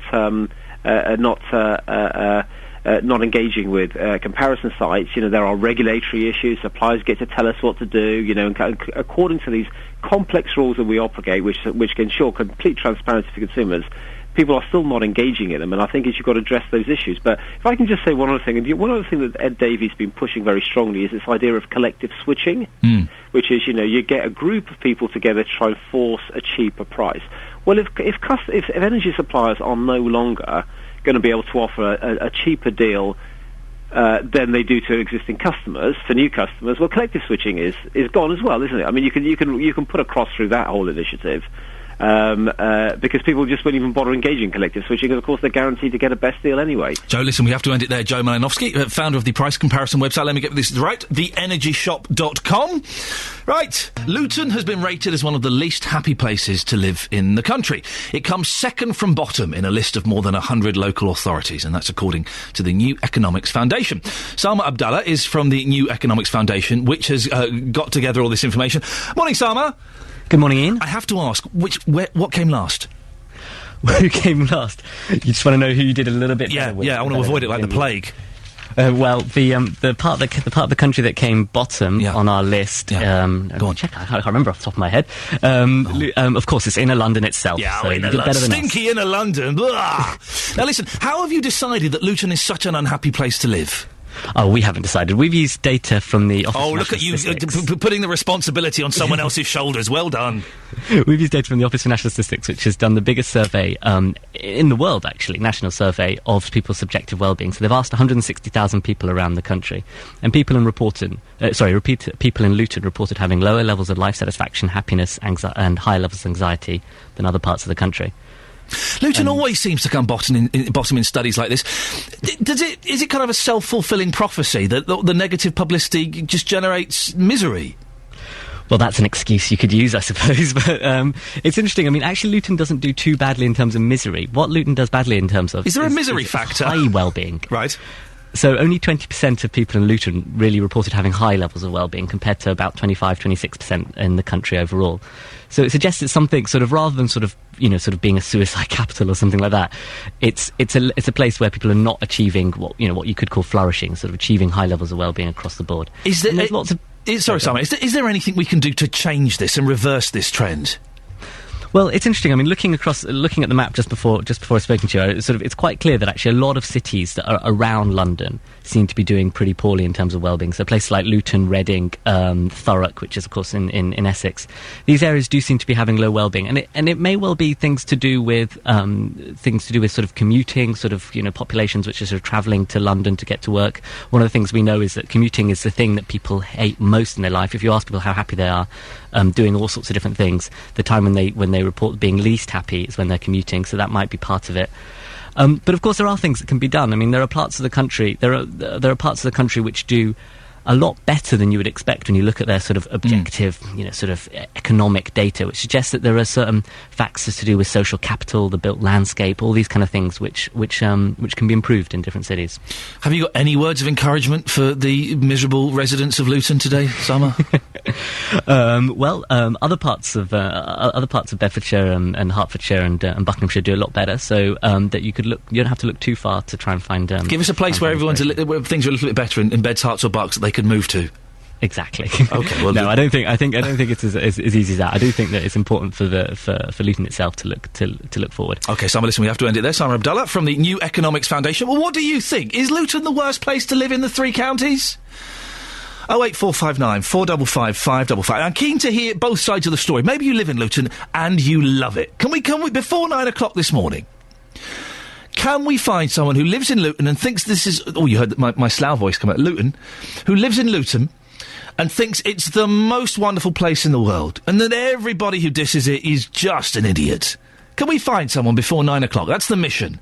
I want someone who is in love with Luton. If that's you, phone up and be proud of where you live. 08459 455 555. Dave's in Bedfordshire. Morning, David. Good morning. Do you love Luton? No, I don't. Oh. I love where I live now. I moved away 2 months ago from Luton. Whereabouts have you moved to? It's on the Bedfordshire-Buckinghamshire border. Okay. You're keeping it a bit secret because you don't want everyone to come out there. I totally understand. Why did you leave Luton? What was wrong with it? Well, it's basically is the people's it's a lack of respect for the people, the litter nuisance, the threats of violence, and the malicious damage that I had done to my flat in Luton. What happened to your flat, David? All the windows were smashed. Every window in the flat was smashed, and also my car was vandalised. What? That's terrible. Why was that done? I really don't know. It's because I'm very very immobile and I walk with a wheeled walking frame, and they seem to be taking advantage of me. Hang on a second, David. So you're saying, because you've got a Zimmer frame or an equivalent, I don't know if they call that anymore, wheeled walking frame, as you said, and because you're a little bit immobile, people thought it was acceptable to smash up your car and smash all your windows? Well, this is what happened, and thank goodness 100% marks Luton Police, Luton Victims Support and Luton Safer Partnership. They stepped in and helped out, did they? Yes, correct. How did that feel, David? Were you in the house when the windows were smashed? Yes. Oh, dear. In fact, it was it's ruined my health mentally and physically. And so just talk me through what happened. What time of the day was it, and whereabouts were you in the flat? It was early evening during the winter last year. So about 6 o'clock, something like that, 5, 6 o'clock? It was about 7 o'clock. 7 o'clock. And whereabouts were you in the flat? In the living room, the bedroom? In the living room. And suddenly just the windows all went out one by one? Yes, all the bricks came through the window. How did that make you feel, David? Absolutely. Well, I had 3 days in hospital because I also suffer from a heart complaint. Well, having bricks shut through a window isn't going to help your heart, is it? And I've never felt happier than when I left Luton. And everything where I live now. I can totally understand why you wanted to keep it quiet. So your location, and you've been in this place for a year? I'd lived there for nearly 2 years. Okay, and everything is much better where you are now, and you're feeling a bit more secure. Yes, yeah. I had to issue county court judgments and antisocial behaviour orders in Luton. Well, David, listen, I'm sorry that happened. I can't. What an incredible story! But I'm glad you seem to have found some peace where you are now, David. Well, David's not a fan of Luton. William has emailed in. The beauty of Luton is that we have an ethnically diverse town. Enter many primary schools and see the model world society that has been created by Luton's mix of cultures. Nowhere could be a better advert for ethnic harmony and a view of the future of the planet. But I'm not sure if this is the same email. I think it is. What is wrong in Luton is the White Elephant guided bus route that is money down the drain. It's a waste of money in an age when we could have reopened a heritage rail route run by volunteers costing us nothing. Also, the town council needs to create more heritage walks and encourage tourism. We have a proud history in the hat industry. Why don't we celebrate it? Thank you very much for that, William. Get in touch, 08459 455 555. Yes, that was one big email. Thank you. Do let us know your thoughts. I want someone who loves Luton before we end this show at 9 o'clock. Also this morning, streetlights. We've been speaking about in Hitchin and a couple of other areas, they are being switched off to save money. But local residents they don't feel safe. Paul's in Hemel. Morning, Paul. Morning. What's the situation with streetlights where you live? Well, I live in Woodall Farm in Hemel. Yep. Basically, 12 o'clock midnight, the lights all get switched out. We live on a little cul-de-sac. We've only been there 6 months or so. 3 days after I moved in, while me, my wife, and my young baby, she was only just 18 months nearly then. Yeah. We were all in the house. 3 days after we moved in, we were burgled. It was at 2:45 in the morning, and I know this because our next door neighbours, or one of our next door neighbours, has got CCTV cameras on their house. Right. And everyone had a look at the CCTV, including the police, and the only reason why they couldn't find the faces, they could see the shadows, was because the street lights were out. Oh, dear. Now, since the 6 months we've been there, we've had, I think it was 2 or 3 other houses have been broken into. Yeah. And we've had a couple of cars vandalised and broken into. And it's always been when the streetlights go out. So have you spoken to the council, Paul, about getting the streetlights turned back on? We've spoken. We've had all credit to the council. We've had newsletters from her, and she's, asking for all our opinions. Yeah. But they have been asking for our opinions on it. And everyone's saying that it's not good. But are they listening? Are they listening to? It's good as well and good sending out newsletters and asking for opinions. Are they listening and acting on that? At the moment, no.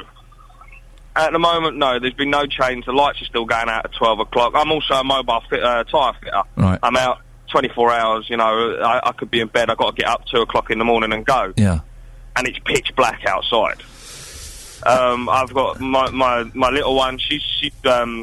My wife, if she goes out of an evening or anything, and she goes to visit friends, and if she comes home late at night, I'm worried about her because she's got to then come into the cul-de-sac. And you can't feel good. You can't feel good, Paul, as a dad, going out at 2 o'clock in the morning, knowing there's a chance that a burglary might take place while your missus and your baby are in the house on their own.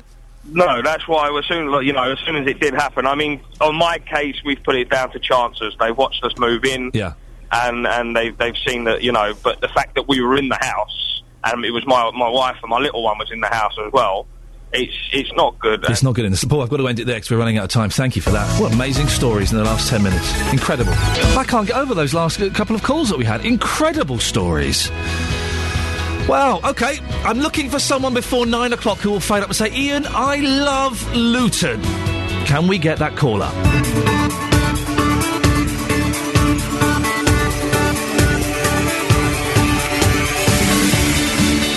This is Iain Lee, BBC Three Counties Radio. It's Tuesday, it's just gone 8 o'clock.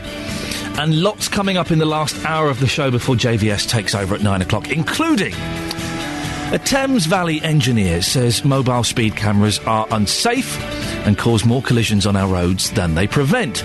Do you think speed cameras make our roads safer? Should streetlights be left on in the early hours of the morning? A councillor is angry that they've been turned off between midnight and 6 a.m. in Hitchin. And find out why a Buckinghamshire woman has discovered there's a big demand for transgender jewellery. I'm wearing some. If you want to see what it looks like, facebook.com/BBC3CR. I'm not so mad on the mauve one, but the red sparkly one is fantastic. BBC Three Counties Radio. Now, mobile speed cameras are unsafe and cause more collisions on our roads than they prevent. That's according to an engineer from the Thames Valley area who studied road safety data.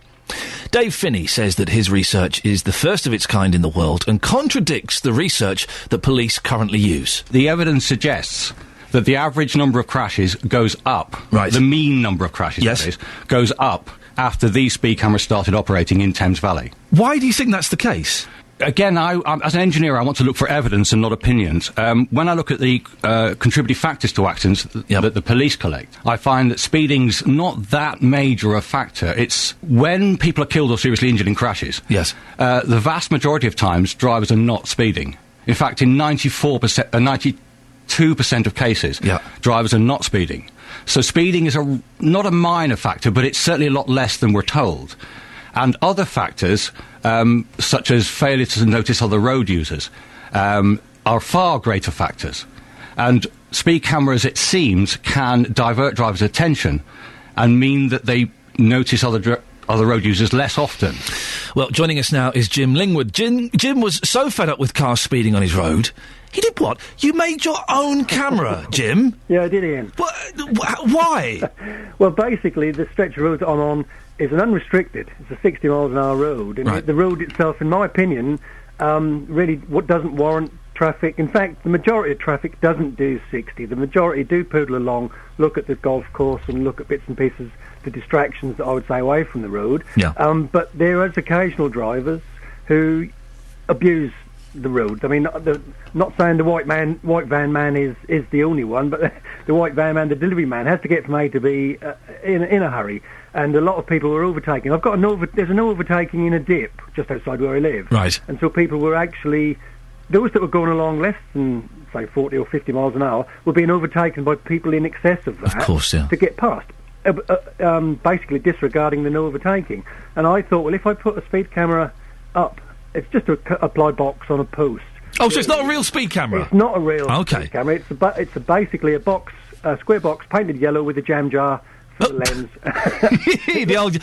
Isn't that a British thing? Yes, it's a yellow box with a jam jar in. Yeah, well done. I have had a chap down the road in another little village who came along and copied my idea. Wow. And uses it in his 30 mile an hour. But anyway, the point is that I put this up and people were actually slowing down, observing the fact that this yellow box might or might not have been checking. Even local residents that knew it would still slow down. The problem is when suddenly it jumps out at you, people suddenly realise, oh no, how fast am I going? They slam the brakes on. And they do put the brakes on quick. The majority tend to apply the brakes, slowly, just to ease down.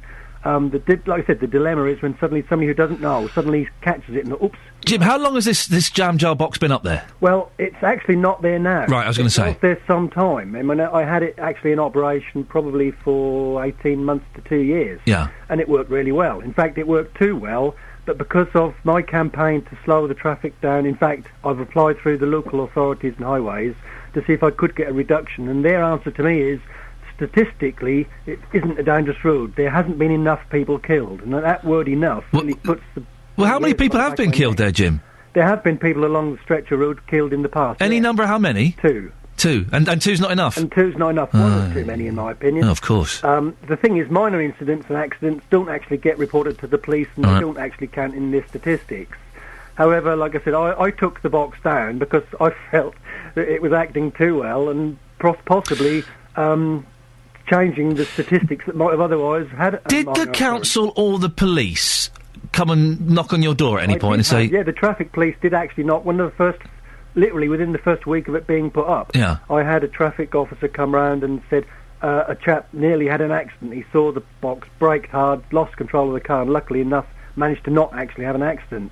He said the downside to this is you could have been prosecuted if he would took you to court because it was something that caused, if somebody could have proved that. However, he says it's not illegal for you to put something up on your own property to do something like that. Is it not? No, he thinks it was great because ultimately their policy at that time was to get traffic to, comply with the speed. Jim, if the fella was going so fast that he couldn't apply the brakes safely, then that's his problem, exactly isn't it? What I said, and I had a cough from the policeman. When I said that to him. But the thing is, I mean, ultimately, everywhere where you drive, you sensibly should drive to the sensible speed limit, if you like. I mean, I don't do 60 on a road where it's unrestricted if I feel that I can't safely drive at 60. But people don't, do they? And we've seen, you see it on the motorways, you see it on these narrow country lanes. People will go as fast as they can and then some because they're in such a rush to get to their meeting or get to their lunch or whatever. Exactly, Ian. More often than not, it's when we say speed is the dilemma,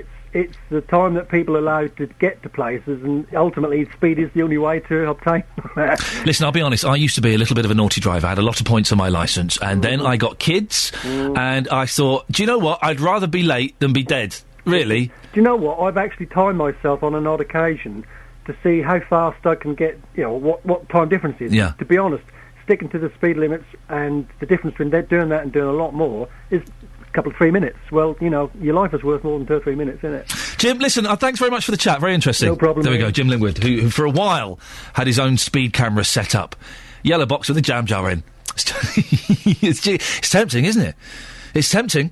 Well, our reporter, Justin Dealey, is out and about. Justin, have you arrived at your top-secret destination yet? I have, Ian. Okay, well we done. are in Bedfordshire, I can tell you that much. We are near Ampthill, so there is a clue for you. Okay. I'm with Gary Milson, who's from the Bedfordshire Casualty Reduction Partnership. Not giving too much away about this location, but why have you chosen this location in particular? This is what's called a site of community concern. So basically, local residents, or in fact the business here, Lockheed Northrop, have indicated to the authorities that they are concerned about the speeds through here. Obviously, it's an entrance into a busy factory unit. We have residential houses as well. So it's a 40-mile-an-hour limit, but they have concerns about people speeding. So we've been asked to come here and basically try and slow people down. I think you've just given away our location. That's fine, it's not a problem. Because you do that, don't you? You actually warn motorists where you're going to be. This is not top secret. No, not at all, no. It used to be put out on the website regularly where we were going. We don't hide the vehicles, they're highly visible. We just park up in plain sight. We have to, that's the regulations. And hopefully people will slow down. If they don't, they get caught. Well, it's quite fascinating watching this because already you've been here for about 5 minutes. People are slowing down and then speeding up again, aren't they? Yeah, that's human nature. Obviously, they will, as soon as they see the van, they will tend to ease off. Once they're past the van, then they think, OK, fair enough, we're in a hurry, then they put the boot down. There's not a lot you can do about that. Come on, don't we need more police on our roads and not more vans? It would be very nice, yes, but obviously budgetary limitations mean that we do what we can with the money we've got. Does it make you feel good when you get somebody? Be brutally honest about this. Yes, sometimes. The other day I caught someone doing 89 and a 50. There can be absolutely no excuse for doing 89 and a 50. So, I mean, presumably he was also slowing down. So, yeah, it's nice to catch people who are really basically flaunting the speed limit. Well, that's outrageous. Well, what about yourself? Putting you on the spot here. Have you got a clean licence yourself? So far, yes, fortunately.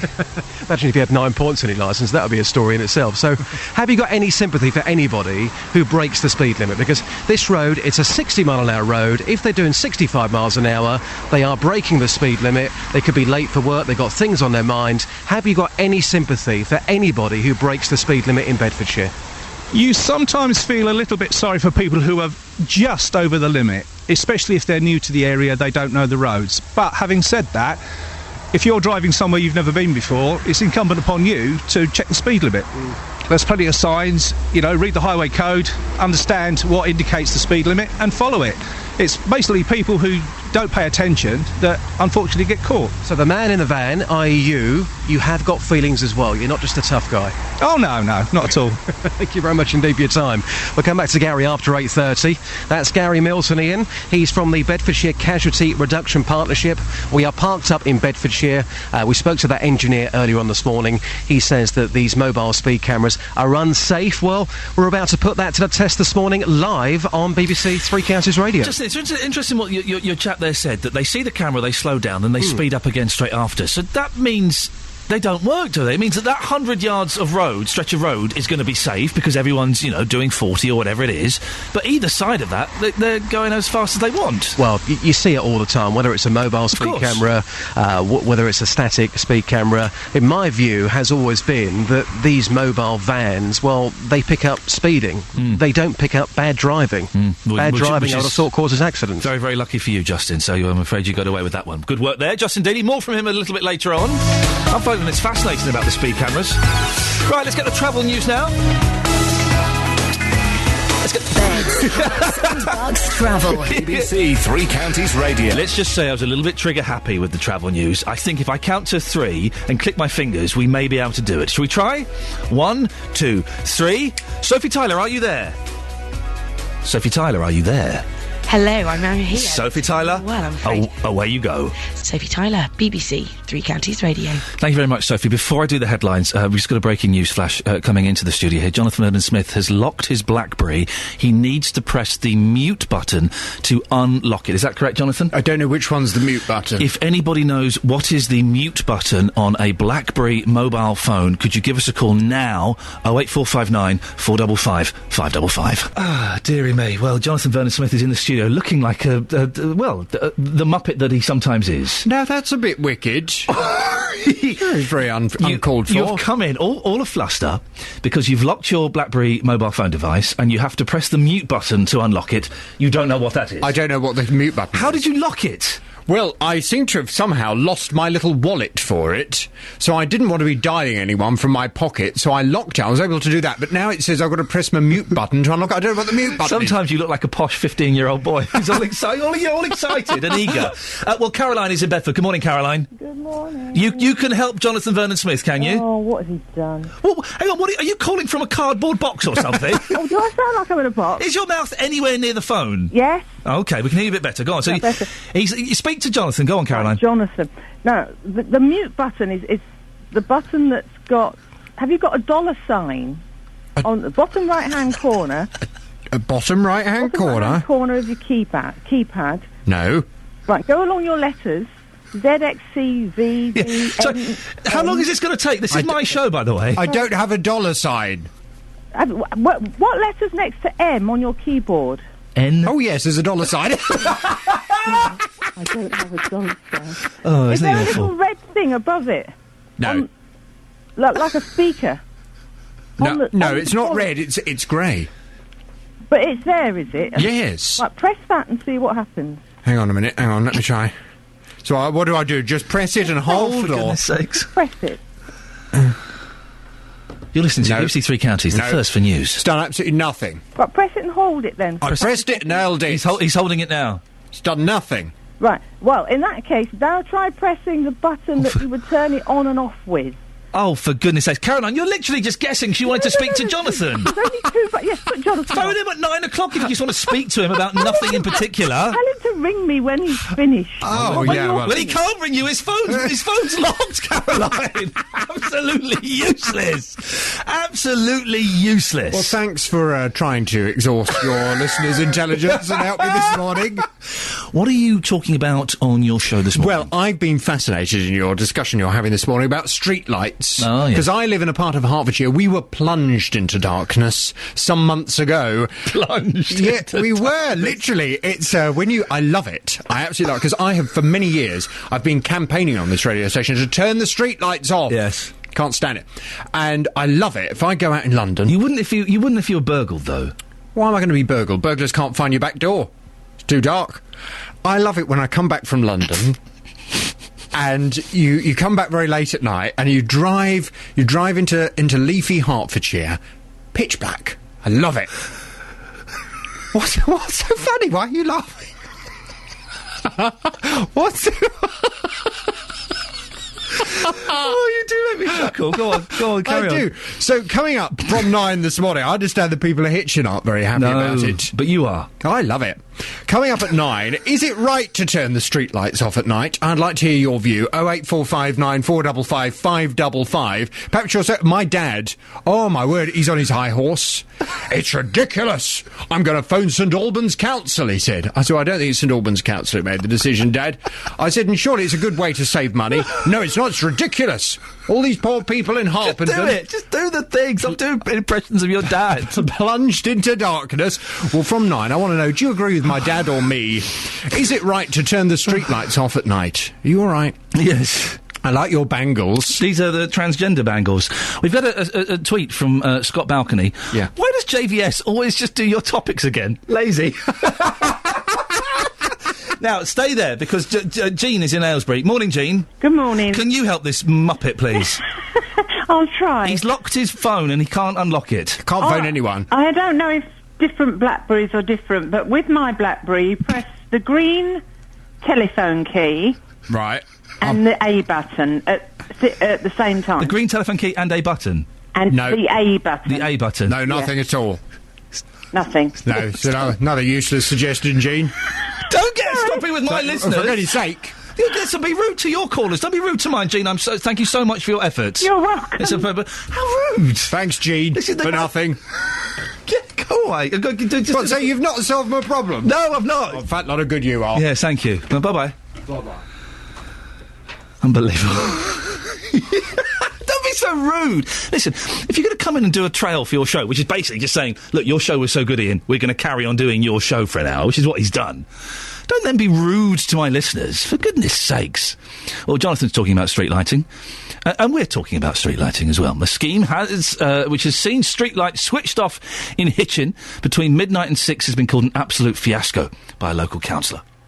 Judy Billing is now calling on Hertfordshire County Council to reverse the blackout. The air has been plunged into darkness, saying there's been an increase in break-ins and people are feeling frightened. This is what Judy Billing had to say on the show earlier. It's so bad because it's induced fear amongst many of the people, and some of them you heard from there who don't feel safe to go out at night.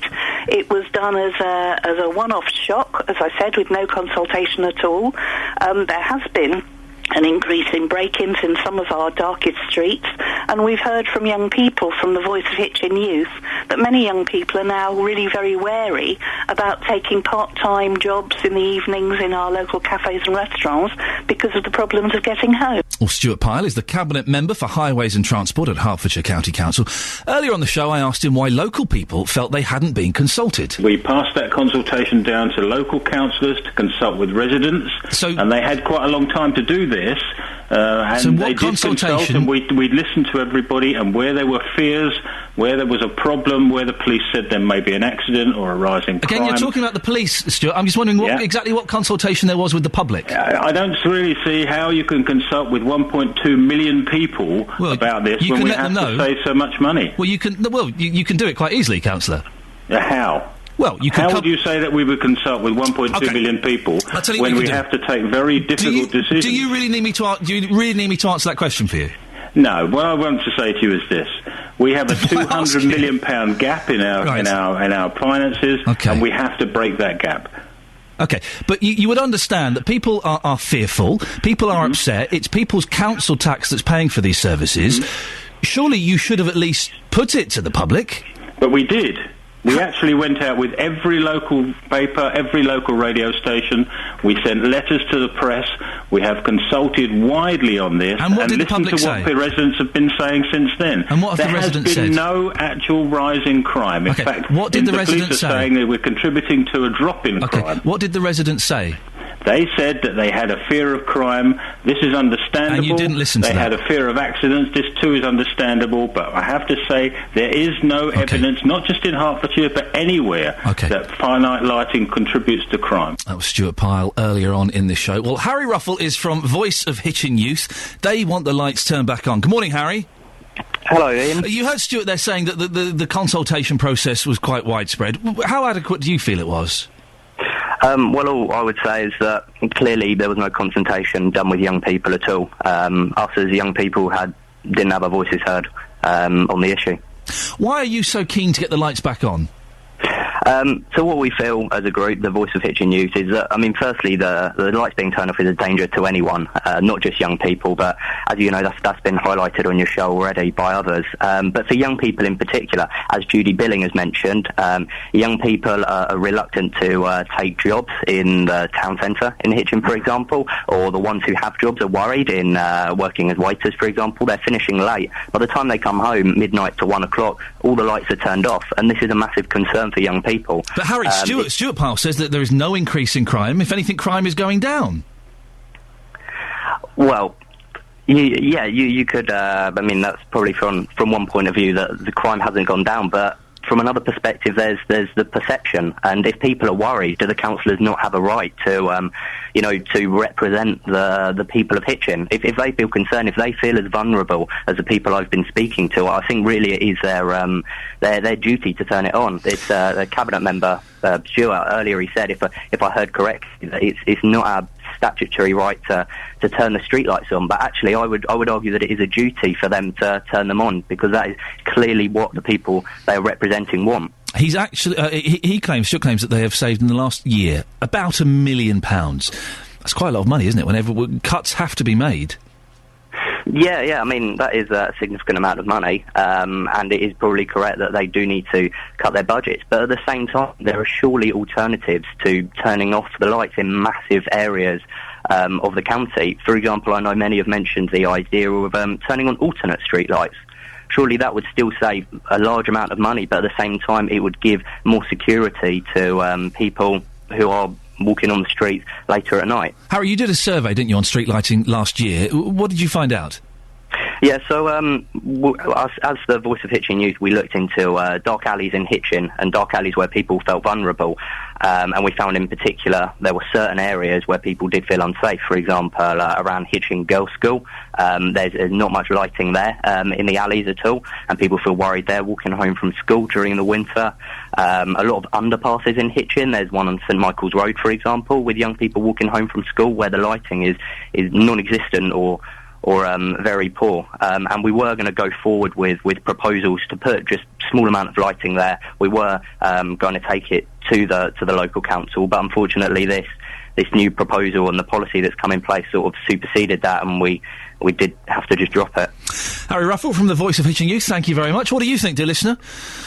Should street lights be turned off? 08459 455 555. And JVS is going to be discussing this on his phone in today. He's asking, is it right to turn street lights off at night? And you can get in touch with him now by emailing jvsshow@bbc.co.uk. On the subject of Jonathan Vernon Smith's phone that he's locked, Jomo on Twitter has said, tell JVS to press the button on the very top of the phone. Look carefully. #Muppet. Oh, well, that's just rude, isn't it? #Muppet.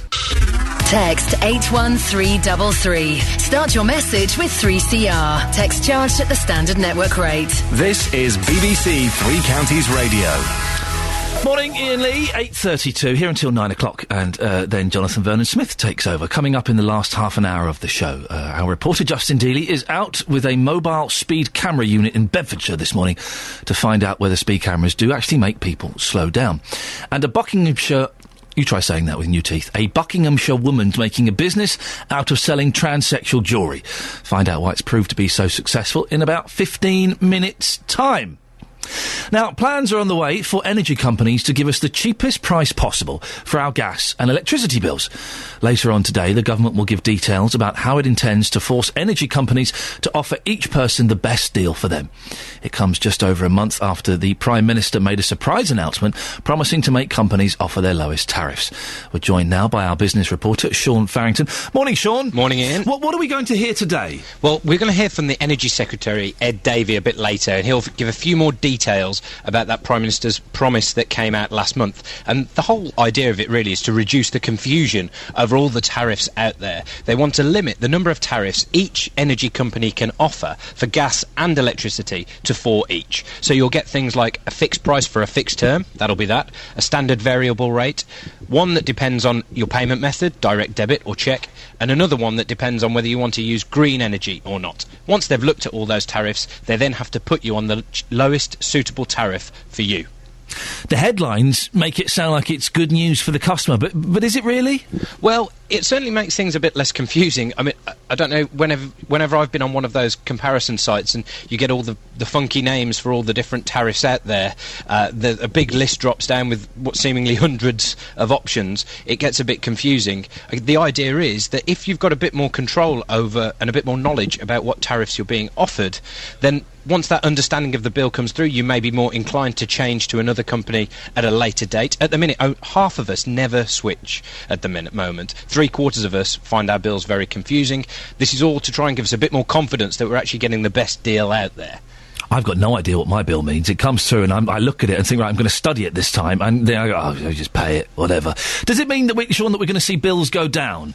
Well, that will not be a promise that will be made. Right. Mainly, okay, thought not. Unsurprisingly, but mainly because in the last month or two, we've seen energy bills go up by 7, 8, 9%, depending on who you're with. And those energy companies say that's not going to stop particularly any time soon because their costs are going up is the reason they give. Now, all this will do, this new system will at least give you the confidence that you've got the best tariff out there on your bill, which at the minute, I don't know, would you know that you're on the lowest tariff possible? I wouldn't have a clue. I changed about 6 months ago, mainly because I hated the company I was with for personal reasons, and I think I'm saving money, but my bills are still massive. Do you know if you've saved any money at all compared to before you changed? The price comparison website said I'd save about £100 a year, but I've not noticed it. Well, again, I guess that's part of the confusion, isn't it? You need to track it for a whole year and have a think, well, would you have used that same amount of energy a year on? It's all very confusing, and these steps are trying to make it clear. Do you want a fixed term? Do you want a standard variable? Do you want green energy? And those are only the things you should need to take into account. Sean, you're the business reporter.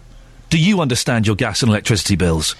I do, but it takes me a very long time to figure it out, which sometimes you wonder if it is worthwhile when you're paying a certain amount of money for the first 1,000 watts that you use, and then it gets very complicated. So please don't everybody start sending me your bills because I have not got that much time. Dear Sean Farrington, please explain this to me. Thank you very much. That's our business reporter, Sean Farrington. That you do need to... Listen, that man knows what he's talking about. If he is struggling to work out what the bill means...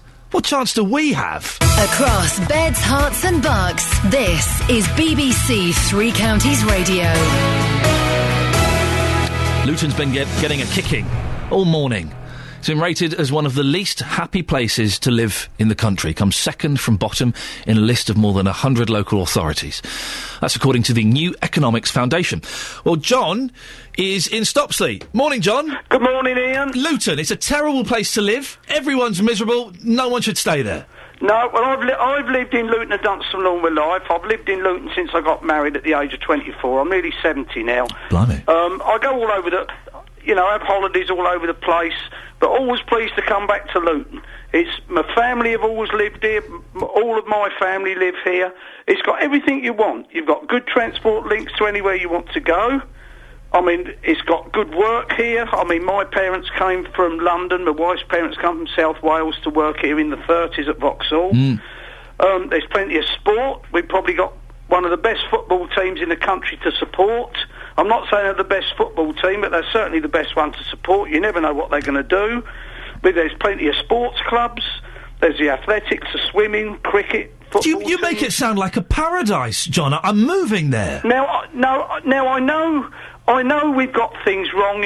You've mentioned this crummy busway they're going to build that goes nowhere. You're not a fan of that, then? No, I'm not. Right. And, you know, you've mentioned rubbish in the streets and that. Well, that's not down to Luton, that's down to the people that live here. Yeah. Why do you think that this survey, then, has picked out Luton as being the second worst place to live in the country? Well, all the places you've mentioned Reading, I think, Inner London, Thurrock, they're all people with diverse populations. Yeah. Aren't they? Now, has that got anything to do with it? Well, Luton's got quite a diverse population, hasn't it? Well, it has, yeah. I mean, it doesn't bother me, but... So are you saying that some people might be rating it low because they don't like the fact there's a diverse population? Yeah, they could be. I like the diverse populations. You get the best restaurants, you get lots of interesting people. I love all that. Yeah, I mean, I just like Luton. I mean, when I go away on holiday, I'm always pleased to come back here, and all my family live here. Say that again, sorry, John? I mean, I'm always pleased to come back here when I've been on holiday. Of course you are, and you love it. Yes. So you a big thumbs up for Luton, John? As far as I'm concerned, yes. Excellent stuff. Well, I'm glad we found someone in the end. And what would you say to all those people who've been knocking it all morning? Well, they can always go somewhere else, can't they? Yeah, they can. They can always go somewhere else. John, thanks very much for being a good sport. Cheers, then. There we go. Thank you. It's John in Stopsley in Luton. He loves it. He loves it. Been here for 45 years. Wouldn't go anywhere else. What do you think? You've got 20 minutes, 21 minutes if you want to give us a call. And either agree with John or come up with a different opinion. Eileen's in Luton. Morning, Eileen. Good morning. Do you agree with John or do you disagree? I do, wholeheartedly. Good for you. Go on, tell us why. I came to Luton from what looked like a chocolate box village. Yes. We didn't have a pub. We didn't have a shop. You couldn't get home after 7 o'clock, so if you went anywhere you had to get a taxi. I live in Luton and I love it. How long have you lived here for, Eileen? 31 years. 31 years. Yes. It's changed a lot in those years, hasn't it? It has, yes, and to my way of looking at it, for the better. I love the diversity. I have friends of all different religions and colours, and it's a rainbow town, and I love it. Good for you. And let's be honest, all those different colours, they've all got the best food. Oh, haven't they? They've all got the best food. Haven't they? So why did you move here, Eileen? What brought you here? I moved here when I married. My husband worked in Luton. Right. He worked at 80 Olivers, and he was employed. There were times when he was out of work, but we struggled through. But we made good friends, and I've still got good friends. I'm 75 now. This evening I'm going circle dancing up at St Anne's Church. Fantastic. There's so much going on if you look for it. Yeah. I mean, the fun we've had in Luton this year, Lady Godiva coming, wasn't that a brilliant day? Wasn't it fun? Yeah, it was good. It was a lot of fun. I think Luton's a great place. Eileen, for all those haters, all those people that don't like Luton, what would you say to them? Well, if they live here, why do they live here? Yeah. And if they don't live here, why do they obviously read it in the papers? It's all hearsay. Look at all the trouble we had about the 7-7 bombers who were just passing through, but we still get blamed for it. Yeah. And, I mean, it's a good town to be in. It isn't the prettiest town, I must admit, but we've got gorgeous parks, we've got a good transport system. Eileen, can I ask you a personal question? Yes. And yes or no, it's entirely up to you. I haven't got, my grandparents aren't with me anymore. No. Would you be my adoptive nan? I'd love to be. Would you? Can I call you nan when you call in? Of course you can. Fantastic. I got a nan out of that, and you've got a grandson. Eileen, thank you so much for calling in, nan. Lovely to talk to you. Oh, you've made my day. Oh, you've made my day as well, love. Thank you very much. I've got a nan! Yes! At last! After all these years, I've got a nan again. Thank you, Eileen. Wasn't she delightful? What a wonderful call. Right, well, she's a regular. Nan's a regular. An email. What a surprise. Another report which states Luton is one of the worst places to live. I wonder if the researchers actually came here, or if this report is a result of media-driven stereotypes. Look at that current Channel 4 series as an example of this, where the suspected terrorists come from. What a waste of research time, Dave in Luton. And on the text, I understand half of this text. Luton is the airport, non-league footy, up the Hatters. 2 Wetherspoons pubs. What's not to like? When you put it like that, I suppose there's no, You're right. Thank you for that. And thank you, Eileen. What a lovely call. We've been asking as well, streetlights. Should we keep streetlights on or turn them off? Hitchin is turning them off. Apparently it's saving a lot of money, but the residents are upset by it. Jane is in Aylesbury. Hello, Jane. Hello. What do you think about these streetlights? Should we keep them on or turn them off and save some money? I think we should keep them on. Even if it's every 2 or something, turn off. Well, can I just say, this was my idea, that we have every alternate one on. That's why you halve the bill. That's something, isn't it? Yeah. We've had, the councillor says there's no increase in crime. If anything, crime goes down, and they've saved £1 million in a year. Well, yeah, but do they live in that area? Well, there's a good question. We should have asked him if he lives in the area that's gone dark. They'd say, well, yeah, no, actually, somebody next door to me has been burgled. I went to a friend's house in Presswood. Yep. And got there during the day, fine. Got to get home at night. Instead of 20 minutes, it took me half an hour. I got lost. Because it was dark? It took me 50 minutes to get home because it was dark. Wow. No road, no street lighting in Presswood at all. Well, Jane, listen, thank you very much indeed. Normally takes 20 minutes. Took somewhere between 30 and 50. We're not quite... That's a good question, Jane. I should have asked the councillor if he lives in one of the areas that's gone dark. That's an excellent question. Why didn't I think of that? You see, you're all better at this job than me. You'll come up with the best questions. I'm just barely getting by. Jonathan Vernon-Smith at 9 o'clock will be asking, is it right to turn the lights off? On the big phone-in. Always worth a listen. If you, I know we're getting more and more new listeners who tune into this rubbish. Thank you very much. It's appreciated. If you switch off at 9, don't.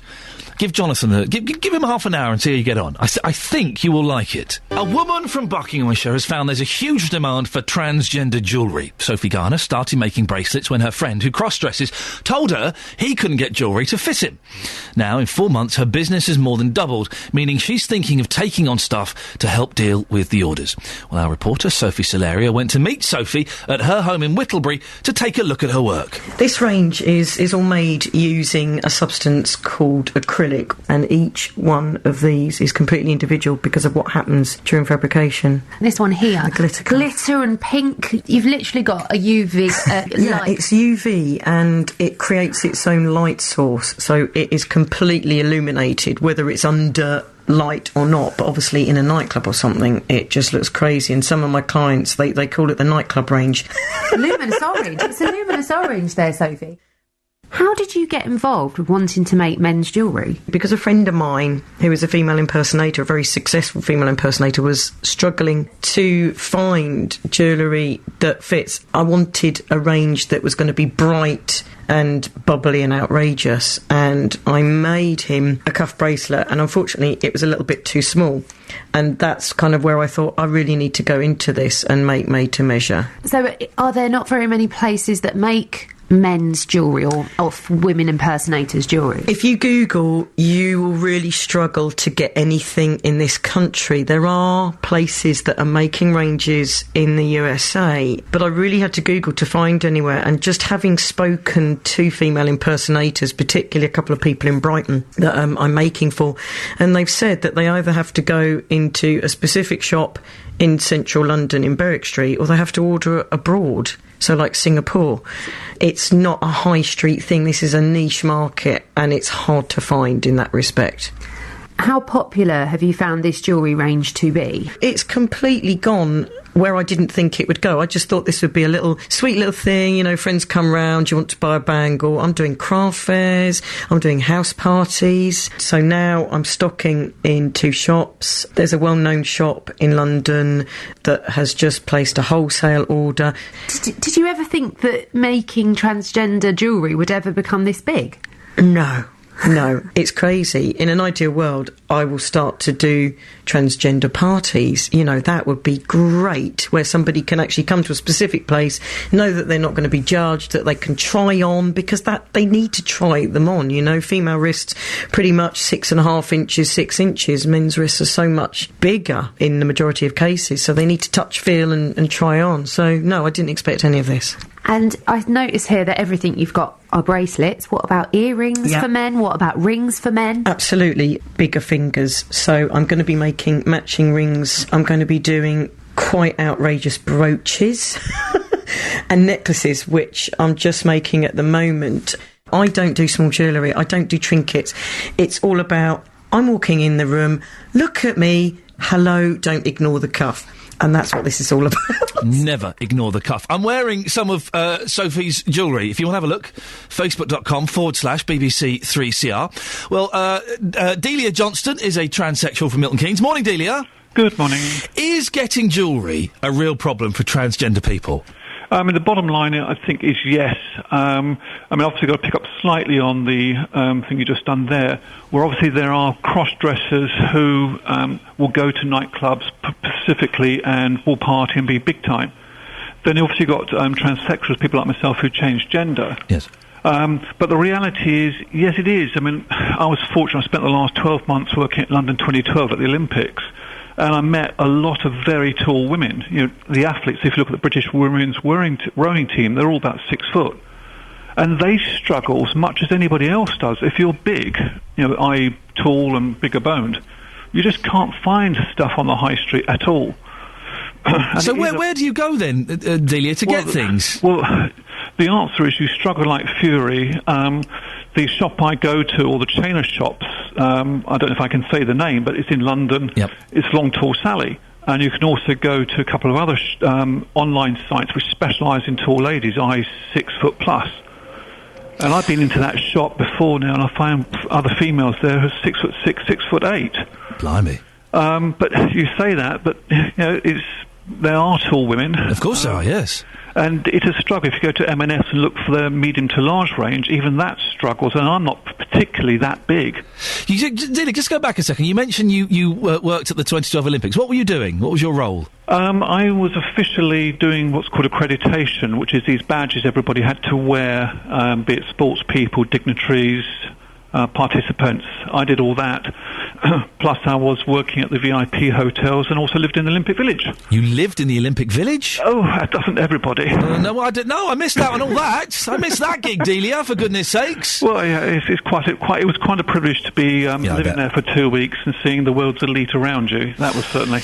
Sophie there mentioned the possibility of transgender jewellery parties. Like you get, I'm going to say something that's going to age me now, Tupperware parties. There are kids going, what? What's a Tupperware party? What's that? Exactly. Would that be something that you'd be keen to do? I think the reality, there's a subtle differences here. There are people like myself who, obviously I've changed gender 4 years ago, and I'm happy where I am.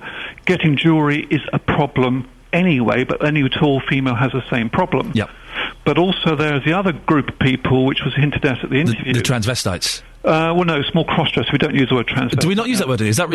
Not really. It's more cross-dressers. Is that an offensive word these days? Depends on your connotation. Okay. Anyway, sorry if I offended anyone. We use the word cross-dresser more. But no, cross-dressers and people who started the process of changing gender, they will need extra support, absolutely, and they're not got the confidence necessarily to go into the Debenhams or John Lewis or wherever to find what they're looking for. Ah, man, just go in and do it. Go in. Do people don't care anymore, do they? Do they? Oh, absolutely. I mean, certainly in Milton Keynes where I live, I've just had a situation where a person who just started gender change was humiliated by a large supermarket. Really? They've now apologised profusely. Yeah. But no, it still goes on. Unfortunately, I guess it's because I kind of work in slightly poncy London media, and everyone anything goes. Everyone's like, oh yeah, whatever. It does, but certainly where I worked at London 2012, I dealt with some dignitaries and heads of state from around the world. Some are embracing, and some look at you and say, "What?" Yeah, I bet. And of course, in some countries, people like me are still imprisoned or executed. Oh, of course, terrible. Delia, thank you so much for coming on. I really appreciate the time. Pleasure. There we go, Delia Johnson, transsexual from Milton Keynes. Across beds, hearts and bucks, this is Iain Lee on BBC Three Counties Radio. Right, let's go to... mobile cameras, speed cameras are unsafe and cause more collisions on our roads than they prevent. That's according to an engineer from the Thames Valley area who has studied road safety data. Dave Finney says that his research is the first of its kind in the world and contradicts the research that police currently use. Well, Justin Dealey, our reporter, has been out all morning with a mobile camera unit from Bedfordshire. Justin, what's been happening? Iain, good morning. I can now officially reveal our location. That is Hazelwood Road, just as you enter Ampthill in Bedfordshire. Again, joining us live here is Gary Milson from the Bedfordshire Casualty Reduction Partnership. So much I want to ask you in 2 minutes. You've caught nobody since 8 o'clock this morning. Are you disappointed with that? No, I'd rather they keep the speed limit. So you're quite happy that you've caught nobody at all? Absolutely. It means that they're behaving or we're doing our job and keeping the speeds down. Now, inside your van, you've got a DVD player which is attached to a camera and a laser. Just how accurate is that laser? Oh, it's very accurate, yeah. The laser operates at speed of light, so whatever it is aimed at and targeted at, it's going to give you a result within 0.3 of a second. So 100%? 100%, yeah. The plus or minus is negligible. Now, these fines, where do these fines go? Just remind us. Basically, they go to the government. So it's not a cash cow as far as you're concerned. For local government, it all goes straight to central government. There's a misconception that the money goes to the police. Unfortunately, that's not the case. It goes to the government do what they will with it. In saying that, though, a lot of people this morning have been slowing down, then speeding up. These cameras, are they really that effective in the back of your van? Well, we like to think they are, yes. We've had figures before that show that deaths and serious injuries and accidents have considerably on certain roads because we're there. So if that's the case, then that's good. OK, the signal's not great this morning. One final question to you. Of course, some motorists, that they do slow down. You've actually seen motorists stop in the middle of the road. That can't be safe, can it, surely? It's not, but then who in the right mind would slam their brakes on like that? I mean, it was a perfect emergency stop that the individual carried out, and I'd like to think he would do that if he came around the corner at speed and there was a young lady with a buggy in the middle of the road. But normally it's just that they're not sure what the speed limit is and they panic, and that's obviously bad driving. OK, there you go. The words there this morning of Gary Milton, who is from the Bedfordshire Casualty Reduction Partnership. Sadly, Ian, well, I say sadly, it's a good thing that nobody has been breaking the speed limit. Justin, saying that one or two have. Justin, you are disappointed that you didn't get to bust anybody this morning, let's be honest. I'm not at all. And breaking news, talking about Tupperware there. Yep. Gary, well, his lunchbox is made of Tupperware. There we go, you see. You're a genius at tying up all the loose ends, Justin. Thank you for that. Thanks, Ian. See you later. You see... Tupperware parties. Honestly, ask your mum. In the 70s, Tupperware parties were big. People would go round to someone's house, have a few glasses of wine, and look at plastic containers. I know, that's what they do. The 70s were so rubbish, you missed nothing. Right, that's it. What a packed show this morning. Thank you very much for everybody who called in. I got a nan. I got Nanny Eileen out of it. To me, that's a good show. Show is back tomorrow at 6. Stick around. JVS is up next. Ta-ta. Getting beds, hearts and bugs talking. This is BBC Three Counties Radio. Thank you, Ian.